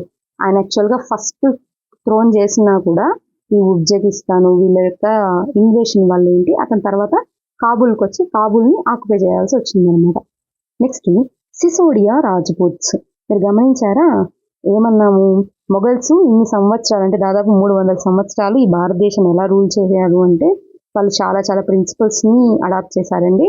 యుద్ధాలు ప్రిన్సిపల్స్, మ్యారిటల్ రిలేషన్స్ ఇంపార్టెంట్. వాటితో పాటు ఇంకొకటి కూడా చెప్పాం. ఏమని చెప్పాము, వాళ్ళని ఎవరైతే రాజుల్ని ఓడిస్తారో వాళ్ళని హ్యూమిలియేట్ చేయలేదు, వాళ్ళని కూడా సముచిత స్థానాల్లో నిలబెట్టారు. వాళ్ళ పొజిషన్స్ ఇచ్చి వాళ్ళకి ఇచ్చిన ల్యాండ్స్ని వాటన్ ల్యాండ్స్ అని పిలుస్తారు అంటూ దానికి సిసోడియా రాజ్పుత్స్ గురించి ఎగ్జాంపుల్ చెప్తాను. ఎందుకు సిసోడియా రాజ్పుత్స్ చాలా రోజుల వరకు మొఘల్ యొక్క అటానమీని వాళ్ళు యాక్సెప్ట్ చేయలేదు అని.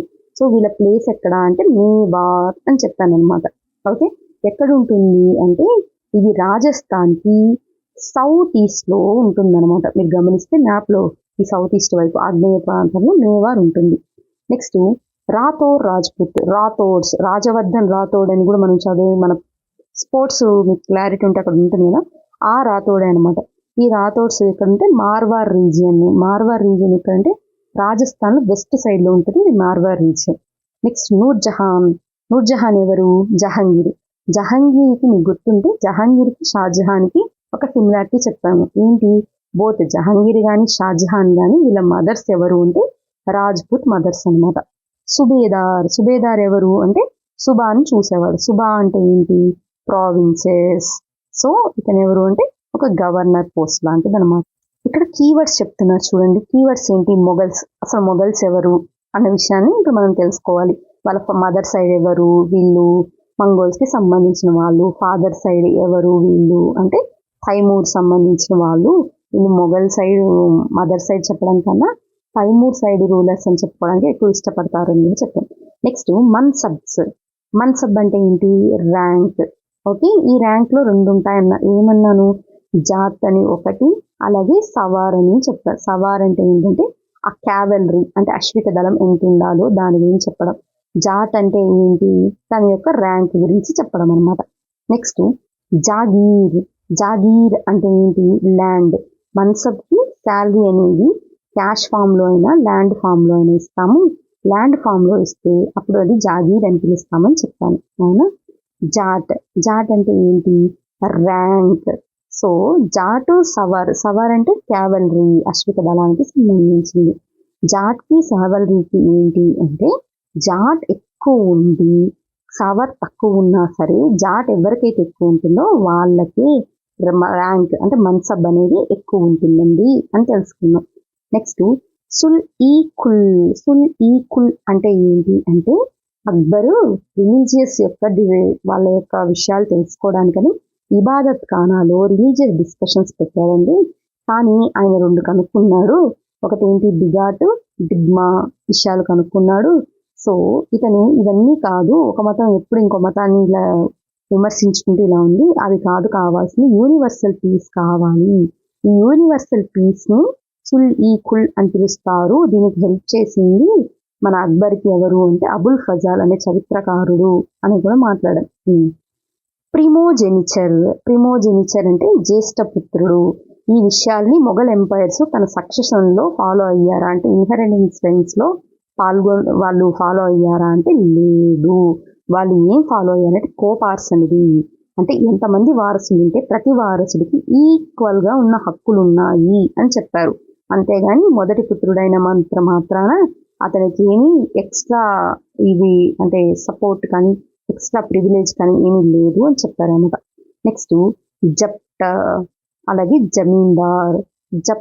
జప్ట్ అంటే ఏంటి? Revenue system. ఎవరి రెవెన్యూ సిస్టమ్ ఇది అంటే అక్బర్ టైంలో తన ఫినాన్స్ మినిస్టర్ ఉన్న తోడర్మల్ ఒక రెవెన్యూ సిస్టమ్ ని ప్రిపేర్ చేశాడు. దాదాపు 10 years కి ల్యాండ్ ని సర్వే చేసి అలాగే క్రాప్ యొక్క డైవర్సిటీని బట్టి తనకు ఒక రేట్స్ ఫిక్స్ చేశారు. ఇది ప్రతి ప్రావిన్స్ ని రెవెన్యూ సర్కిల్స్ లాగా డివైడ్ చేస్తుంది. ఏ రెవెన్యూ సర్కిల్ ఆ రెవెన్యూ డివిజన్ లో ఉన్న అంటే ఆ రెవెన్యూ టెరిటరీలో వాళ్ళదే డెసిషన్ అల్టిమేట్ గా ఉంటుంది. ఈ మొత్తం సిస్టమ్ ఏమన్నాను అంటే జప్ట్ అని పిలుస్తామన్నాను. నెక్స్ట్ జమీందార్ అంటే ఎవరు? ఇంటర్మీడియరీస్. ఈ ఇంటర్మీడియట్స్ ఎవరు అంటే కింగ్ కి అలాగే ఇక్కడ ఉన్న జాగీర్దార్స్ ఉన్నారు కదా, వీటి మధ్యలో అంటే రెవెన్యూ కలెక్ట్ చేయడానికి మధ్యలో ఉన్న వాళ్ళే జమీందార్స్. నెక్స్ట్ చూడండి ఏమంటున్నారు, the capital of Mirza Hakim Akbar's half brother was. ఏంటి? మీర్జా హకీమ్ ఎవరు? అక్బర్ వల్ల బాబాయ్ కొడుకు అనమాట. ఎందుకు అంటే ఇతను వాళ్ళ ఫాదరే కదా, అక్బర్ వాళ్ళ నాన్నకి ఇద్దరికి ఎప్పుడు రైవల్రీ ఉంటూ ఉంది. ఎందుకు అంటే బాబర్ ఏం చేశాడు, ప్రిమోజెనిచర్ ఫాలో అవ్వకుండా కోపార్సినరీ అనే దాన్ని సహవారసత్వం ఉంది అని తన యొక్క ఇద్దరు కొడుకులకి ఈక్వల్ గా డిస్ట్రిబ్యూట్ చేశాడు. సో హుమాయూన్కి వాళ్ళ తమ్ముడి దగ్గర నుంచే ఎప్పుడు థ్రెట్ అనేది ఉంటూ ఉంది. సో అతని కొడుకే ఈ మీర్జా హకీమ్. సో హుమాయూన్ కొడుకు అక్బర్కి మళ్ళీ ఇతని కొడుకు మీర్జా హకీమ్ కూడా ఇద్దరికి ఎప్పుడు రైవల్రీ ఉంటూ ఉంది. ఏంటిది అంటే కాబూల్ అనమాట. ఆ కాబూల్ని అక్బర్ తర్వాత అంటే మీర్జా హకీమ్ చనిపోయిన తర్వాత అక్బర్ తీసేసుకుంటారు అనమాట. The 5 Deccan sultanates were Berar, Khandesh, హస్బన్ నగర్. మిగతా 2 ఏంటి? బీజాపూర్, గోల్కొండ. మనం విజయనగర కింగ్డమ్కి వెళ్ళిన తర్వాత బీజాపూర్కి చాలా ప్లేస్ ఇస్తామండి, అప్పుడు మళ్ళీ చదువుతాం. సరే ఇక్కడ చూడండి, బీజాపూర్కి సంబంధించి ఏమంటున్నారంటే 1685 టైంలో చెప్తున్నాం. గోల్కొండ వచ్చేసి 1687లో క్యాప్చర్ చేయడం జరిగింది. If zat determined the mansabdars rank and salary. Sawar అనేది ఏం ఇండికేట్ చేస్తుంది? క్యావలరీ గురించి ఇండికేట్ చేస్తుంది, అశ్విక దళం గురించి అంటే గుర్రం మీద తోలుతూ ఉంటాడు కదా, అతనికి సంబంధించి. అబుల్ ఫజల్ ఎవరు? అక్బర్స్ క్లోజ్ ఫ్రెండ్ అన్నాం కదా and councillor. Helped him frame the idea of. ఏం ఫ్రేమ్ చేశారు అంటే ఇదిగోండి ఇస్సుల్ ఈక్వల్, దీన్ని ఫ్రేమ్ చేయడంలో హెల్ప్ చేస్తారన్నమాట. So that could govern A society composed of many religions, cultures and cost. ఎందువల్ల రిలీజియన్స్ ని గవర్న్ చేయగలిగారు ఇంత వైవిధ్యం ఉన్నప్పటికీ అంటే యూనివర్సల్ పీస్ అనే దాన్ని ప్రమోట్ చేయడం ద్వారా వీళ్ళు రూల్ చేయగలిగారు అనమాట. What were the central provinces under the control of Mughals. ఏంటి ఆ సెంట్రల్ ప్రావిన్సులు అంటే ఒకటి ఢిల్లీ, ఇంకోటి ఆగ్రా. ఈ 2 కదా ఫస్ట్ ఎప్పుడు బాబర్ తను ఫస్ట్ పానిపట్ జరిగింది కదా 1526లో. ఆ టైంలో ఫస్ట్ ఫౌండేషన్ జరిగింది కదా, ఆ ప్లేస్ లో ఏంటి అంటే ఢిల్లీ అండ్ ఆగ్రా అనమాట. What was the relationship between mansabdar and the jagir. మన్సబ్దార్కి జాగీర్కి ఉన్న రిలేషన్ ఏంటి? మన్సబ్దార్కి శాలరీస్ పే చేస్తారు. ఆ శాలరీస్ క్యాష్ ఫామ్ లో అయినా ఇవ్వచ్చు, లేకపోతే భూమి ఫామ్ లో అయినా ఇవ్వచ్చు. ఒకవేళ ల్యాండ్ ఫామ్ లో ఇస్తే దాన్ని జాగీర్ అని పిలుస్తారండి. ఈ జాగీర్ మీద ఇతనికి రెవెన్యూ రైట్స్ అనేవి ఉన్నాయి, అంటే రెవెన్యూ కలెక్ట్ చేసుకోవచ్చు. కానీ ఇక్కడ పొజిషన్ అనేది ఫిక్స్డ్ కాదు, షార్ట్ లివ్డే. అంటే ట్రాన్స్ఫర్లు అనేవి ఉంటాయి. మోరోవర్ మన్సబ్దారీ పోస్ట్ కూడా ఇన్హెరిటెన్స్ కాదు, వారసత్వం కాదండి అని చెప్తారు. నెక్స్ట్ ఇంకా ఇంకా ఏం చెప్తారు, జాగీర్దారీ సిస్టమ్కి సంబంధించి ఇతను మన్సబ్దార్ అనే తనకి ఈ జాగీర్ అని ఇచ్చాము కాబట్టి అతను జాగీర్దార్ అయినప్పటికీ అతనికి అక్కడ రెసిడెంట్ అంటే అక్కడే ఉండడు కాబట్టి అడ్మినిస్ట్రేటివ్ రైట్స్ అయితే ఉంటాయి. అంటే రెవెన్యూని కలెక్ట్ చేసుకోవచ్చండి. ఇతను ఇక్కడ ఎవరు హెల్ప్ తీసుకుంటాడు అంటే సర్వెంట్స్ యొక్క హెల్ప్ తీసుకొని అతను రెవెన్యూ అనేది కలెక్ట్ చేస్తాడు. ఇక్కడ వచ్చిన రెవెన్యూని ఇతను ఏం చేస్తాడంటే తన మిలిటరీని తను మెయింటైన్ చేసుకుంటాడు కదా, ఆ మిలిటరీ యొక్క శాలరీని ఈ రెవెన్యూ నుంచి ఇస్తుంటాడండి అని చదివాం. అవును. సో ఏంటి, కింగ్ దగ్గర నుంచి జాగీర్ ద్వారా రెవెన్యూ కలెక్ట్ చేసుకుంటూ మన్సబ్దార్ ఏం చేస్తాడు అంటే మిలిటరీకి శాలరీ ఇస్తాడనమాట. ఓకే, ఇక్కడ క్లారిటీ వచ్చిందా శాలరీ ఇవ్వడం ఎలా ఇస్తున్నాడని. ఎందుకంటే మొఘల్ అడ్మినిస్ట్రేషన్ ఇది చాలా ఇంపార్టెంట్ పారామీటర్ అండి. ఎందుకు తర్వాత వాళ్ళు అంత స్ట్రాంగ్గా లేకపోయారు అనే విషయాన్ని మీకు సబ్స్టాన్షియేట్ చేయాలంటే, what was the role of zamindar in Mughal administration? ఏంటి వాళ్ళ రోలు? తనకి మిలిటరీ రైట్స్ ఉన్నాయి, అలాగే సివిల్ రైట్స్ ఉన్నాయి, మళ్ళీ అతనికి రెవెన్యూ కలెక్షన్ రైట్స్ ఉన్నాయి. ఇవన్నీ ఎవరికి ఉన్నాయి? జమీందార్కి ఉన్నాయి. ఎవరిని? జాగీర్దారు, మన్సబ్దారు. జమీందారు ఎవరు అంటే ఒక ఇంటర్మీడియట్ పర్సన్ అనమాట. ఇతన్ని ఎందుకు యూజ్ చేస్తారు అంటే రెవెన్యూ కలెక్షన్ కోసం ఇతన్ని అపాయింట్ చేసేవాళ్ళు అనమాట. వాళ్ళు ఎవరై ఉండొచ్చండి అంటే విలేజ్ హెడ్ మ్యాన్ అయినా ఉండొచ్చు, లేకపోతే లోకల్ చీఫ్ అయినా ఉండొచ్చు. అతనే సామంత అని కూడా పిలుస్తుంటాం కదా. సో లోకల్గా ఎవరికైతే కమాండ్ ఉంటారో వాళ్ళని జమీన్ అని పిలుస్తాం అనమాట. అంటే ఇంటర్మీడియట్స్ అని పదం మీకు గుర్తురావాలి. ఎందుకు ఇంటర్మీడియట్స్ అంటే వాళ్ళు కలెక్ట్ చేస్తారు. ఏం కలెక్ట్ చేస్తారు? రెవెన్యూ కలెక్ట్ చేసేవాళ్ళు. సరే, నెక్స్ట్ క్వశ్చన్ చూడండి. How are the debates with religious scholars important in the formation of Akbar's idea on governance? ఏంటి, ఎలా వాళ్ళు ఆ క్లారిటీకి వచ్చారు అంటే ఫుల్లీ కుల్ ఎక్కడ జరిగింది? ఇబాదత్ ఖానా ఎక్కడుంది? ఫతేపూర్ సిక్రీలో ఉంది. Why did Mughals emphasise their Timurid ancestors and not their Mongol descent? Mongols ఎందుకు? మంగోల్ చెంజిస్ ఖాన్ ఉన్నాడు కదా, వాళ్ళ మదర్ సైడ్ అయినా సరే వాళ్ళు ఆ విషయాన్ని చెప్పడానికి ఇష్టపడలేదు. ఎందుకంటే అతని యొక్క వైలెన్స్, ఈ బ్లడ్ షెడ్, తన యొక్క దండయాత్రలను చూసి అతను మొఘల్స్ ఎప్పుడు కూడా వాళ్ళు టిమ్రూడ్కి సంబంధించిన యాన్సిస్టర్స్ గురించి మాట్లాడారు తప్ప ఈ మంగోల్స్ గురించి మాట్లాడడానికి ఇష్టపడలేదు అన్నమాట.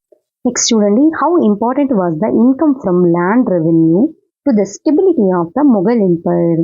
అంతే కదా, ల్యాండ్ రెవెన్యూ కానీ వాళ్ళకి కానీ పర్టికులర్గా ఇంపార్టెంట్ రిసోర్స్గా కాకపోయి ఉంటే వాళ్ళు అసలు 300 years ఇండియన్ రూల్ చేయలేకపోతుండేది. ఎందుకు అంటే అన్నిటికీ ఏంటి, మిలిటరీ ఎక్స్పెండిచర్ పెట్టాలి అన్నా వాళ్ళకి ఏం కావాలి? ల్యాండ్ రెవెన్యూ అనేది ఇంపార్టెంట్. వాళ్ళు ఏం చేశారు, గుర్తుంటే పీస్ అండ్ ప్రొడక్షన్ నుంచి ట్యాక్స్ అనేది కలెక్ట్ చేశారు అని చదువుకున్నాం, గుర్తుందా? దీనికి సంబంధించి జమీందార్స్ అనే వాళ్ళు కూడా వాళ్ళు అపాయింట్ చేశారు అన్నాం. జమీందార్స్ ఎవరు? విలేజ్ హెడ్స్ కానీ లోకల్ చీఫ్స్, వీళ్ళందరూ జమీందార్స్ అన్నాం కదా. నెక్స్ట్ చూడండి ఏమంటున్నాడు. Why was it important for the Mughals to recruit mansabdars from the diverse backgrounds and not just Turanis and Iranis? ఎందుకు? వాళ్ళకి ఎప్పుడు వాళ్ళ నోబల్స్ నుంచి ఎక్కడైనా రివోల్ట్ జరుగుతుందేమో అని అపనమ్మకం ఎప్పటికీ ఉంది. కాబట్టి ఏంటంటే మన్సబ్దార్స్ అనేవాళ్ళు డిఫరెంట్ బ్యాక్గ్రౌండ్స్ నుంచి తీసుకోవడానికి మొఘల్స్ ఇంట్రెస్ట్ చూపించారు. Like the Mughal empire India today is also made up of many social and cultural unities. Does this pose a challenge to national integration? నిజంగా అది నేషనల్ ఇంటిగ్రేషన్కి థ్రెట్ ఏంటి? 70 ఏళ్ళ తర్వాత కూడా మన కాన్స్టిట్యూషన్ ఇప్పటికీ సర్వైవ్ అవ్వలేదండి. ఎందుకంటే మన కింద శ్రీలంకలోనూ మనకి ఇంటర్నల్ కాన్ఫ్లిక్ట్ చూసాం, పక్కనున్న మయన్మార్లోనూ రైట్స్ చూస్తున్నాము, అలాగే బంగ్లాదేశ్లోనూ చూస్తున్నాం. మరి ఇన్ని దేశాలు, మన చుట్టూ ఉన్న నైబర్ దేశాలు ఇన్ని ప్రాబ్లమ్స్ ఫేస్ చేస్తుంటే ఇంత 3.28 million square kilometers ఉన్న భారతదేశంలో మాత్రం ఇంత డివర్సిటీ ఉంది, కల్చరల్ గాను, రీజనల్గా గాను, అలాగే లాంగ్వేజ్ పరంగాను ఉన్నప్పటికీ ఇప్పటికీ మాకు నేషనల్ ఇంటిగ్రేషన్ అనేది ఉంది. అఫ్కోర్స్ మొఘల్ ఎంపైర్స్ లాగా మనమేమి లైక్ మ్యారిటల్ రిలేషన్స్ కానీ ఇవన్నీ మెయింటైన్ చేయలేదు. కానీ ఇంత యూనిటీగా ఎవరు కాపాడుతున్నారంటే మనల్ని మన కాన్స్టిట్యూషన్ కాపాడుతుంది. Right. Next, peasants were vital for the economy of the Mughal empire. Do you think that they are as important today as the gap in the income between the rich and the poor in India changed a great deal from the period of Mughals? అప్పటికున్న పీజెంట్స్కి ఇప్పటికి ఉన్న పీజెంట్స్కి difference మాట్లాడమంటున్నారండి. ఇది economy point of view మీరు substantiate చేయండి. నేను ఏంటంటే ఇక్కడ Mughals point of view peasants గురించి మాట్లాడుతాను. వీళ్ళకి ఎంత ఇంపాక్ట్ ఉంది మొఘల్ ఎంపైర్ మీద అనేది. మీకు గుర్తుంటే జమీందార్స్ మాట్లాడినప్పుడు పీజెంట్ ప్రొడక్షన్ నుంచే మనము ఈ ట్యాక్స్ అనేది కలెక్ట్ చేయాలి, అందుకోసం ఇంటర్మీడియట్స్ అపాయింట్ చేశారు కింగ్ అని తెలుసుకున్నాం కదా. ఈ జమీందార్స్ ఏమన్నాము, విలేజ్ హెడ్స్ కానీ లేకపోతే సామంతులుగా ఉన్న లోకల్ చీఫ్ టైన్స్ కానీ వాళ్ళ ద్వారా ఈ కలెక్షన్ అనేది జరిగింది అన్నాము. కానీ కొన్ని దగ్గరలో ఏమైంది, ఎక్స్ప్లాయిటేషన్ ఎక్కువ అవ్వడం వల్ల జమీందార్స్ అనే వాళ్ళు రివోల్ట్ అవ్వడం జరిగింది అని తెలుసుకున్నాం. మోర్ ఓవర్ ఏంటి, సేమ్ క్యాస్ట్ ఉన్న జమీందార్స్ అలాగే పీజెంట్స్ కూడా మొఘల్ ఎంపైర్ మీద రివోల్ట్ అనేది స్టార్ట్ చేశారు. అందువల్లే తర్వాత 17th సెంచరీలో ఈ మొఘల్ ఎంపైర్ అనేది డిసింటిగ్రేషన్ స్టార్ట్ అయ్యింది అని చదివాం. మోర్ ఓవర్ ఆఫ్టర్ అంటే Mughal empire at the time of 17th అంటే ఆఫ్టర్ అని దగ్గర కూడా మనము ఒకటి చూసాం. ఏంటి, జమీందార్స్, రిచ్, విపి, నోబెల్స్ వీళ్ళేంటి ఎక్కువ గూడ్స్కి శాలరీస్కి ఇంపార్టెన్స్ ఇవ్వడం వల్ల ఆర్టిషియన్స్, పీజెంట్రీస్ బాగా డెవలప్ అయ్యారు.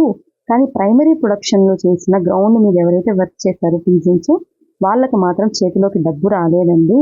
దానివల్ల ఈ ఎకనామిక్ వెల్త్ ఉన్నప్పటికీ ప్రైమరీ ప్రొడ్యూసర్స్ ఉన్న పీజెంట్స్ ఎవరైతే ఉన్నారో వాళ్ళ భవిష్యత్తు మాత్రం ఏమీ మారలేదు. వాళ్ళ యొక్క భవితవ్యం మాత్రం వాళ్ళు ఇంకా కూడా పావర్టీని అనేది అనుభవించారు. దీనికి ఎగ్జాంపుల్ ఏంటి అంటే ఆ టైంలో అంటే మొఘల్ ఎంపైర్ టైంలో చాలామంది ట్రావెలర్స్ వచ్చారు. వాళ్ళందరూ మొఘల్ ఎంపైర్ చాలా వెల్త్ చాలా ఫ్లోరిష్గా ఉందని చెప్పారు. కానీ కొంతమంది ట్రావెలర్స్ మాత్రం అలా ఏమీ లేదు, ఆ సామ్రాజ్యంలో పావర్టీ అనేది కూడా ఉంది, సైడ్ బై సైడ్ విత్ వెల్త్తో పాటు అని చెప్పి అప్పుడున్న గడ్డి పరిస్థితిని ఎండగట్టారు అనే విషయం కూడా మనం చదివాం. సో పీజెంట్స్ అనేవాళ్ళు ఎంత ఇంపార్టెంట్ మొఘల్ ఎంపైర్లో మీకు అర్థమైందని అనుకుంటున్నానండి. సో మీరు ఢిల్లీ సుల్తనేట్స్ని అలాగే మొఘల్ ఎంపైర్స్ని 2 చాప్టర్స్ కూడా వీలైనంత త్వరగా షార్ట్ నోట్స్ ప్రిపేర్ చేసుకొని వాటి మీద నెంబర్ ఆఫ్ MCQs అనేది ప్రాక్టీస్ చేయండి. అప్పుడు మీకు మీ ఓన్ ఇంటర్ప్రిటేషన్లో ఇంకొంచెం క్లారిటీగా అర్థమవుతుంది ఒకవేళ మీరు ఫస్ట్ టైం విన్నట్లయితే. ఎందుకంటే ఈ రెవెన్యూ సిస్టమ్ ఏంటి, వీళ్ళకి సంబంధించి మిలిటరీ లింక్స్ ఏంటి, ఇవి అర్థం కావాలంటే కొంచెం నాలెడ్జ్ కావాల్సి ఉంటుంది కదా. నా లెవెల్ బెస్ట్ నేను ట్రై చేశానండి. మీ లెవెల్గా మీరు ఇది అక్యురేట్ ఆన్సర్స్ రావాలంటే నెంబర్ ఆఫ్ MCQs అనేది ప్రాక్టీస్ చేయాల్సి ఉంటుంది ఖచ్చితంగా. Okay right. మన వీడియో మీకు నచ్చినట్లయితే ప్లీజ్ వీడియోని లైక్ చేయండి, మీ ఫ్రెండ్స్తో కూడా షేర్ చేయండి, మీ ఒపీనియన్ కమెంట్ రూపంలో తెలియజేయండి. Thank you so much.